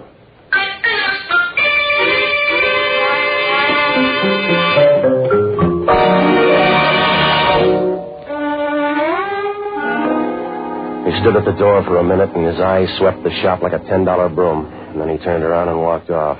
Well, you couldn't tell anything from his face, and his smile was as smooth as a pound of liver in a bucket of glycerin. Well, after I finished, I went down to Pier 19, and I took the boat up to the yacht harbor. I tied up near the Seventh Heaven, and I started downtown to that bowling alley. It was ladies' night, and I stood against the back rail and watched the women bowl. Most of them were wearing slacks, and if I ever get a few bucks ahead, I know the right business. At least the demand is there. About 10 minutes after I got there, Agnes Bolton showed up, and I knew right away Max Hunterd overrated her. She was at least 50, because you can't get that ugly without years of practice. She was wearing a green woolen dress, and her figure wasn't any worse than a bale of cotton somebody's cut the wire on. The fat hung down from her arms, and there was so much of it you knew even her bones were plump. And Max was right about her complexion. It was red and scratchy as if she used a bag of sand for cold cream. Well, I must have stood there about 10 minutes watching him bowl when the other girl came up. I didn't see her, but I felt her as she brushed up against me from behind. She leaned on the railing close to me, and when she started to talk, it was like grafting a hot iron onto your spine. You look sad, Mr. Novak. Is it the view? Well, what are you, the repair squad? No. I want you to do me a favor. You do me one. Slide over. I bruise easy. Oh? Now, what's on your mind? I want you to do me a favor. Don't follow Agnes Bolton. You're pretty, but I got Max Hunter's dough. I'll help you spend it. Don't let Agnes Bolton get to that boat. Look, Angel, go warm up an armory. I got a deal. Suppose I tell Agnes Bolton you're going to follow her. You tell her first without tagging by here. Now, if you got something on your mind, lay it on the line or relax. I want her worse than Max Hunter does. When she gets that green bag, I want you to bring her to me. I couldn't move her that far. You better rent a derrick. Please, Mr. Novak. It's important to me. I want to talk to Agnes Bolton. I can give you more money than Max Hunter. You haven't got enough to cover, lady. You're talking about kidnapping, and that's a federal rap. The answer's no. You're sure? Unless you want to change the offer. I hope you make it, darling. I may. Don't bet your $200. It's bad to die broke. Is anybody that tough? Now it's my turn to brush you off. Go ahead and follow her, Mr. Novak. But I'll bet you have to roll her the last couple of miles. And unless you can prove it's an election bet, the police will cause you trouble.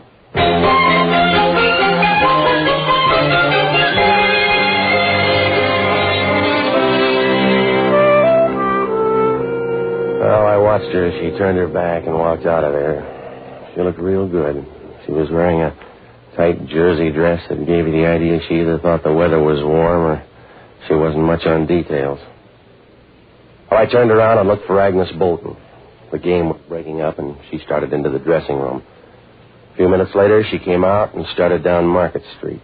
There was no trouble following her. You could see her in the crowd. And she rolled from side to side as she walked, and when she bumped into anybody, they looked back at her as if they'd been hit in the chest with a sack of jelly. She crossed the street at Stockton, went into a little coin shop. She came out about 5 minutes later with a green leather bag. She strapped it over her shoulder, and she held onto her purse with the other hand. At Powell Street, she got on the cable car up near the front. I moved up there to be safe. She looked heavy enough to tip a cable car uphill. In that light, she didn't look any better. Part of her hair had come undone and hung down in her face like the branches on a dead tree. I noticed her eyes for the first time. They were small and so close together they could have saved time and put them in one socket. Well, she got off the cable car at Geary and walked into a hotel. I followed her and watched her squeeze into a telephone booth on the other side of the lobby. The way she fit, a sardine ought to be happy. She took some money out of her purse and started to dial. A couple of people moved in front of her, and I didn't get a look at her for about 5 minutes. And when they moved away, she was still talking to somebody. I looked up about 10 minutes later, and I knew something was wrong. Her head was pressed against the phone. She'd run out of conversation. I walked across the lobby and opened the door to get to the phone booth. She fell out as old as she'd ever get. There, hey, help me get her over to the couch, will you? Yes, sir. Was she your wife? Well, if she was, this is the way I'd want her. Her purse is spilled all over the floor. Sure is a mess. Yeah. She's some relative, huh? Look, mister, stop trying to pair us up. I was around when she tumbled out, that's all. Yeah. What'd she die from? I don't know. I just figured you might know what she died from. No, I don't. It's a simple question to answer when you know what she died from. All right, let me through here. Come on. All right, stand back. Give her air. She can't use anymore, Copper. Huh? She quit about 5 minutes ago. Who are you? I'm not dead. She is. Then who's she? You better check on her stuff, and don't forget that green bag. Yeah. What bag? The green bag over there on the floor. Well, it was over there a minute ago. The same one the little guy had? What little guy? The one who was talking to you. He just walked out of here carrying a green bag.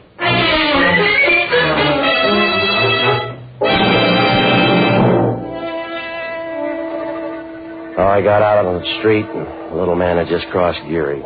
He turned and looked back once, and I saw him melt into the crowd and disappear quick like the wake of a ship on a dark night. When I came back to the lobby, the copper was over to the couch making noises in his throat as if he was trying to eat a pound of cellophane. The manager of the hotel was wringing his hands and making little steps like a ballet dancer with a hot foot. The copper took my name and put in a call to homicide, and a few minutes later, I got into that phone booth.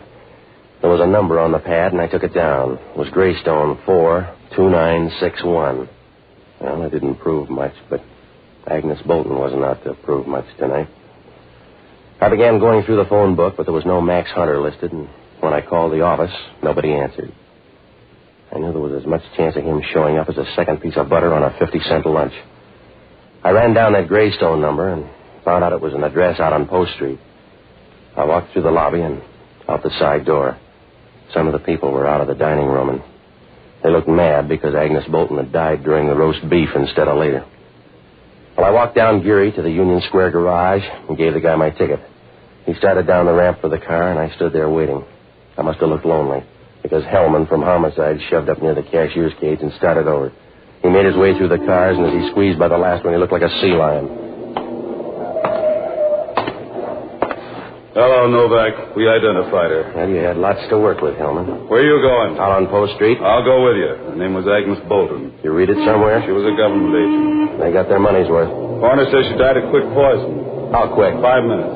You're working him too hard, Hellman. He's got a license. He says 5 minutes. She was in that phone booth 10 minutes. Nobody got to her. She looked dead to me, Novak. I don't believe you. Well, I'm hurt. I don't believe a thing you say. That's up to you. I'm not starting a religion, Hellman. I watched her for 10 minutes. Nobody got to her. You better check on that little guy. Yeah? She was carrying a green bag. A little guy walked out of there with it. He sounds hard to find. You don't. Hey, mister, is this your ticket? Yeah, it's a blue nag. Well, you better come down and drive it up. Why? I can't get to the wheel. The guy on there won't move. Huh? I don't blame him either. When you're dead, you got a right to rest.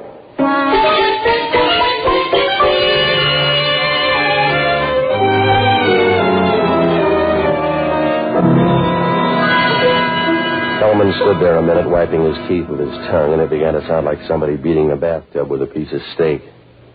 When he finished making noises, we walked down the ramp to the car. It was the little guy who had taken the green bag. He was hunched over, and he was grabbing the wheel as if he'd just married it. Hellman lifted his head up and laid him across the seat. The light was bad, but you could see a little of his face. There was watering around his forehead, and the damp hair was plastered down under his hat brim. The perspiration had broken up and started to run down his forehead like tears, and you got the idea he cried out of his hairline instead of his eyes. He didn't look surprised or pained. He just stared with a puzzled look as if he'd missed part of the conversation. Hellman stood there trying to wipe some egg off his coat and turning to look at the guy to make sure he didn't leave. So what happened, Novak? So he had an automobile accident, Hellman. I don't know. He's your passenger? He bummed the ride himself. When I saw him, he was on his way with that green bag. Where is it? He got talked out of it. You better check on a guy named Max Hunter. Whose cousin is he? He gave me $200 to tail Agnes Bolton. I got another offer, too. Yeah? A blonde biscuit, and she said everything on the beat. For a total stranger, you sure met a lot of people. You better meet a lot of them, too, Hellman, because one of them got to Agnes Bolton. How about Junior here? Did he crawl down the ramp and die on your seat covers? I don't know how he got here. Well, maybe you left him here and forgot. No, he wouldn't slip my mind. I haven't murdered anybody in the front seat. Oh, but it's lively, though. You better get a story, Novak. You already got mine, Hellman. You won't like the ending. No, but I'll bet you do. I like it fine, Novak. You're the only lead on Agnes Bolton. I'll shop around and get enough to pin you down. You couldn't pin down a dead butterfly, Hellman. You better look up Max Hunter and check on a boat called the Seventh Heaven. I will, and I'll put a tail on you, Novak. Follow you all over San Francisco. He'll go any place. That's fine, because I got a suggestion.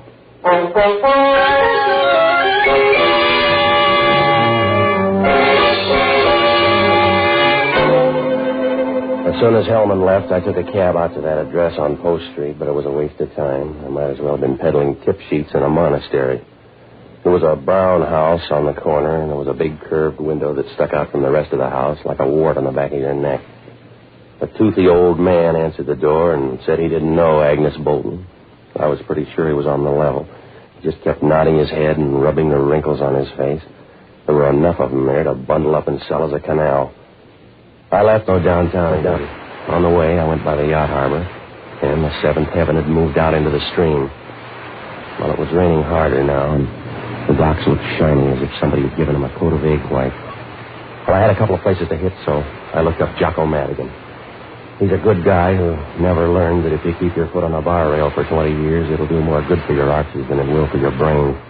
I finally found him in the hunt room of the Bellevue Hotel. A drink for Mr. Novak. Something to take off the chill. No, I don't want a drink, Jocko, and you've had enough, too. I refuse to shiver to death, Patsy. I'd look terrible with a blue face. Will you stop drinking, Jocko? I hate whiskey, Patsy, but I'm drinking tonight with a purpose. I made a deal with Charlie the bartender to buy every 8th drink, and I've got him on the run. By morning, I'll have him in bankruptcy court. Look, Jacko, I'm in trouble. I always know when I've had enough to drink, Patsy. When I tilt the glass up, the rim rubs against the bridge of my nose. It's a sort of safeguard, so that when my nose begins to break out in blisters, I know I've had enough for the night. Will you listen? Patsy, you sound like a young girl coming home from boarding school. You'll never be on the right side of things. You'll always be in trouble because you're a bad citizen. You're a shabby half-step in the march of progress. All right, Jacko. You don't know the difference between good and evil. For you, all of human endeavor is a vague blur in high heels, and your vocabulary is a few gutter terms sandwiched in between yes and no. You'll never be any good, Patsy. Yeah. You might as well try to recapture melancholy or ventilate a swamp. You haven't a chance, Patsy. You'll never be any good. Are you all through, Jacko? Yes, if you're going to be touchy. Hellman wants me on a murder rap. Yes? Some tubby woman died in the hotel lobby. Sounds like his mother. She was a government agent. I followed her in there. Patsy, you've got to start trusting the government. I was paid to follow her, but she ate some poison somewhere along the line. That's the trouble with food. I got hired by a guy named Max Hunter. Look him up and resign. That's the best way out of this thing. I don't know where to find him, and I think that Max Hunter's a phony. Oh, you got to help me. Yeah? Now, he gave me this card. His prints must be on it. Check it down at headquarters, will you? Find out if he's got a record and then tag by my place. Yes, I better have a drink first. There's an ugly taste in my mouth. I think it's saliva. Will you hurry up, Jocko? All you do is drink. That's all I have left, Patsy. I'm too young to die and too old to do almost anything else. Yeah, sure. It's true, Patsy. When you get to be my age, most of the quiet pleasures are fattening, and most of the active ones would kill me. Good night, lover.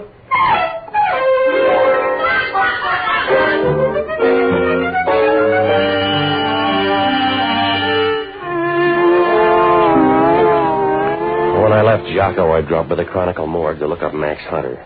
There was nothing under Hunter. I looked through every Max from Bear back to Beer Bum, and I couldn't find a thing. Well, it was close to 11 when I rode down to the office for a final check. It wasn't raining hard anymore. It was a nice, easy drizzle. You could hear it playing against the sheds along Pier 19. It sounded quiet, almost private, like the sound a woman makes when she runs her fingernail up and down her stocking. It got on your nerves at first, and then you began to enjoy it. The minute I got to the door, I knew something was wrong. There wasn't any reason, but I got the feeling. The same way you know sometimes when you're going to get the busy signal on the phone. I could see her lying there on the floor before I turned on the light. You took one look at her, and you knew she was the sort of girl whose name ought to be Pearl or Myrtle.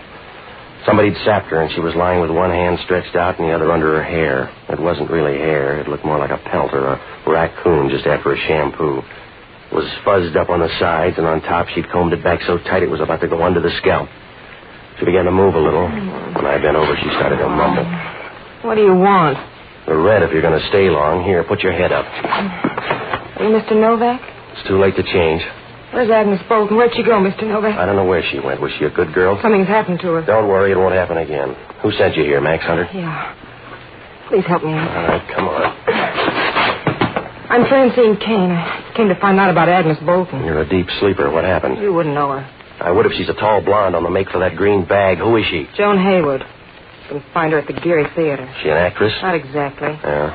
Her stray talents, Mr. Novak, are dimensional rather than dramatic. If you're smart, you'll stay away from her. Don't tell him any more, Fran. He's paid up. Hello, Hunter. You oversold me. You give me back the $200. I'm going to give you lots for your money. Don't include Agnes Bolton. I don't know anything about her. Is that a lie? Might be. There's the green bag. Joan Hayward has it. Is that a lie? The little guy didn't think so. She left him dead in my car. Let's go, Fran. No, you're in a hurry, Max. You're not. I hope you like your office, Novak. Huh? Because this is where you're going to spend the night. Don't let him feel bad, lady. It must have been his turn.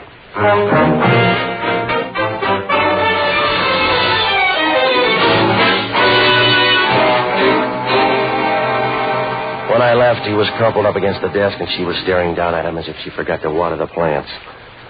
When I rode by the Geary Theater, it was dark, so I looked up Joan Hayward's address. When I got out to her place, I knew I'd made a mistake. The landlady clutched her bathrobe like a bar of solid gold and told me Joan Hayward left the house 10 minutes ago. There was a cabbie at the corner, and he said he dropped her at the Gold Bar Club a few minutes before. I got down there about 1 o'clock, and Hellman was wandering around, stopping every few feet as if he expected to hear something. The bar was dark except for a light over on one side, and over near the jukebox, Joan Hayward was stretched out as dead as a deer on a fender. At first, Hellman didn't pay any attention when I walked in. I stood there for a while and looked at Joan Hayward. She still looked pretty, except in the dim light her skin looked coarse and reminded you of a piece of felt that was almost worn out. But the rest was all right, and Hellman came over for another look. What did you forget, Novak? My black tie. How'd it happen? The bar was closed. Where were you? Crawling out from under your thumb. Yeah. We're going to keep that coroner. It was quick poison. Yeah. We found a needle in her coin purse. She didn't know about it and ran into trouble when she started to call up. You better find this guy, Max Hunter. That's going to be hard. Yeah? There is no Max Hunter. Does she believe that? Your Schicker friend came in with a card. We went over the fingerprints. They belong to Jackie Wren. He's wanted for espionage. For more than that now, Hellman. Maybe. Where have you been? Look, Hellman, stop needling me. I won't go on the block for her. Don't you like her? I got an alibi you can't break. I've been all over town. Ask your tail. Ask your tail where I've been. That won't get it. Huh? He reported in at 11:30. You got the wrong idea, Novak. You don't rate overtime.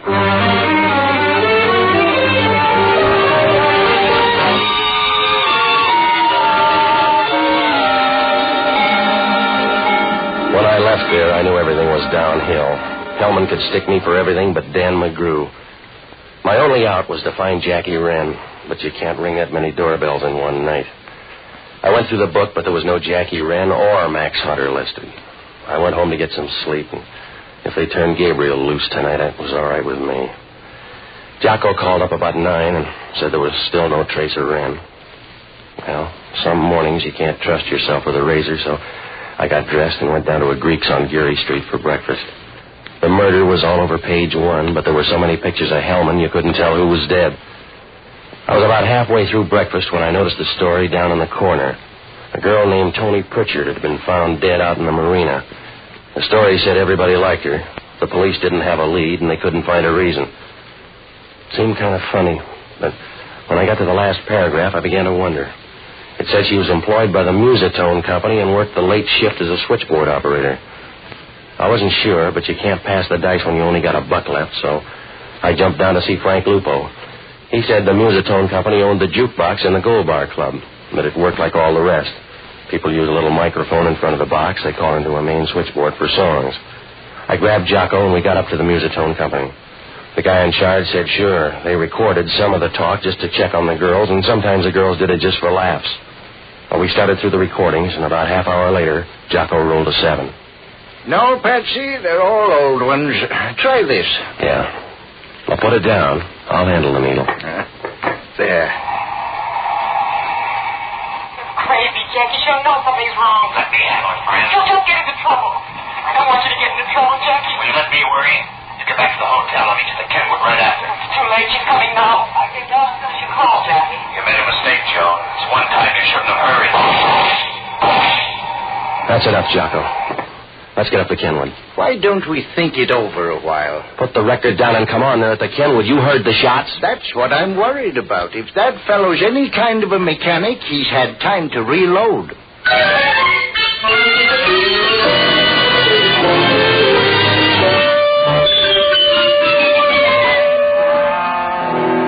I got down to headquarters and told Hellman why that girl, Toni Pritchard, lost her vote. We rode out to the Kenwood, and Hellman started through the register. There was no Jackie Wren listed, and we didn't have any better luck with the girl. I briefed the desk clerk, and he said he thought there were 2 people in the hotel who looked like that, but he didn't know their names. Well, all we could do was wait for him to show. So Hellman and I walked down the street and slid into the car. It must have been about 3 o'clock, and for the next 4 hours we sat in there. About 7 o'clock it began to rain harder. It wasn't easy to see the front of the Kenwood. I got out to wipe the windshield, and that was a mistake, because just then the door of the hotel swung open. The girl came out first, and then Jackie Wren. He saw me right away, and the 2 of them jumped over to the curb and got into a car. Riding with Hellman's just about as safe as eating an arsenic sandwich. When we got to the corner, they turned east and started down Bush. It wasn't easy to stay behind them. The rain was hitting the windshield, and it was like trying to see through a mint julep. When we got past Jones, Hellman began to close in. It must have scared Wren too much, because it stopped and he swung the car around with Hellman a few feet behind, and it was a dead end both ways.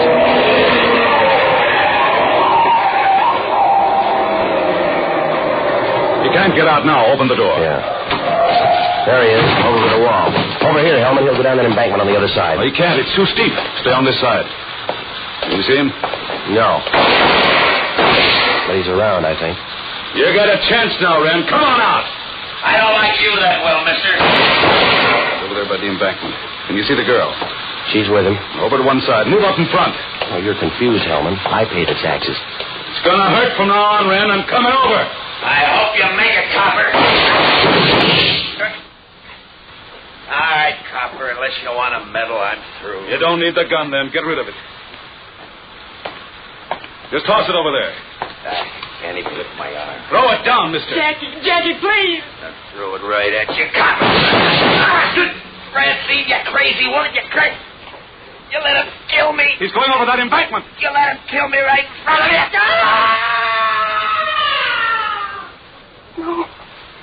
No, Jackie. Please, Jackie, I tried to stop you. Jackie. Grab her, Novak. She's going over. Leave me alone. Oh, Jackie, I want you. Grab her. I want you, Jackie. At least they can let me have this. Jackie!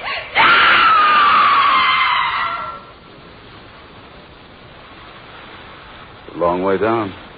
Yeah. Too bad her name wasn't Jill.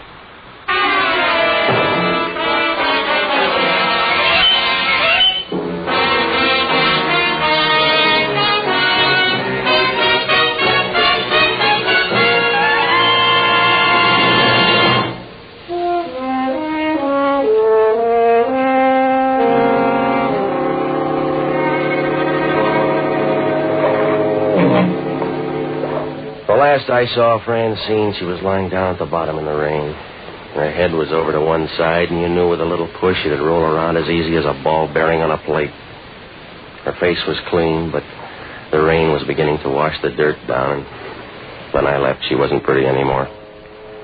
Jackie Wren outlasted her by a few hours, and Hellman used them all. Agnes Bolton was carrying government papers bound for China. The four people were split into teams. Jackie Wren and Francine were trying to outbid Joan Hayward and the little guy. The way Jackie had it figured, he'd find out what ship they were going out on and pick it up from there. Joan Hayward knew he was dealing with me, so she followed me after I left that barber shop. She saw me park the car in that garage and tailed me down to the bowling alley. She planted the needle in Agnes Bolton's purse, and the little guy tagged along behind waiting for something to happen. Just to be on the safe side in case anything went wrong, Joan doubled by the office and gave Francine a headache. When the little guy got the green bag, he took it to Joan. It was too good to split, so she killed him and left him in my car. Well, then she made a mistake. When Jackie called her up and asked her to come down to the Gold Bar Club, she bought the story. Oh, it would have worked out fine for Jackie if he hadn't talked in front of that microphone. But a nosy girl heard it and had to put the screws on him. Well, Hellman asked only one question. About that conversation between Jackie and the girl. Why would a person say anything that private in front of a microphone? I don't know. But I told him about a couple of others Jocko and I heard. He didn't say anything, but I'll bet he gets a hold of those records and plays them every night before he goes to sleep.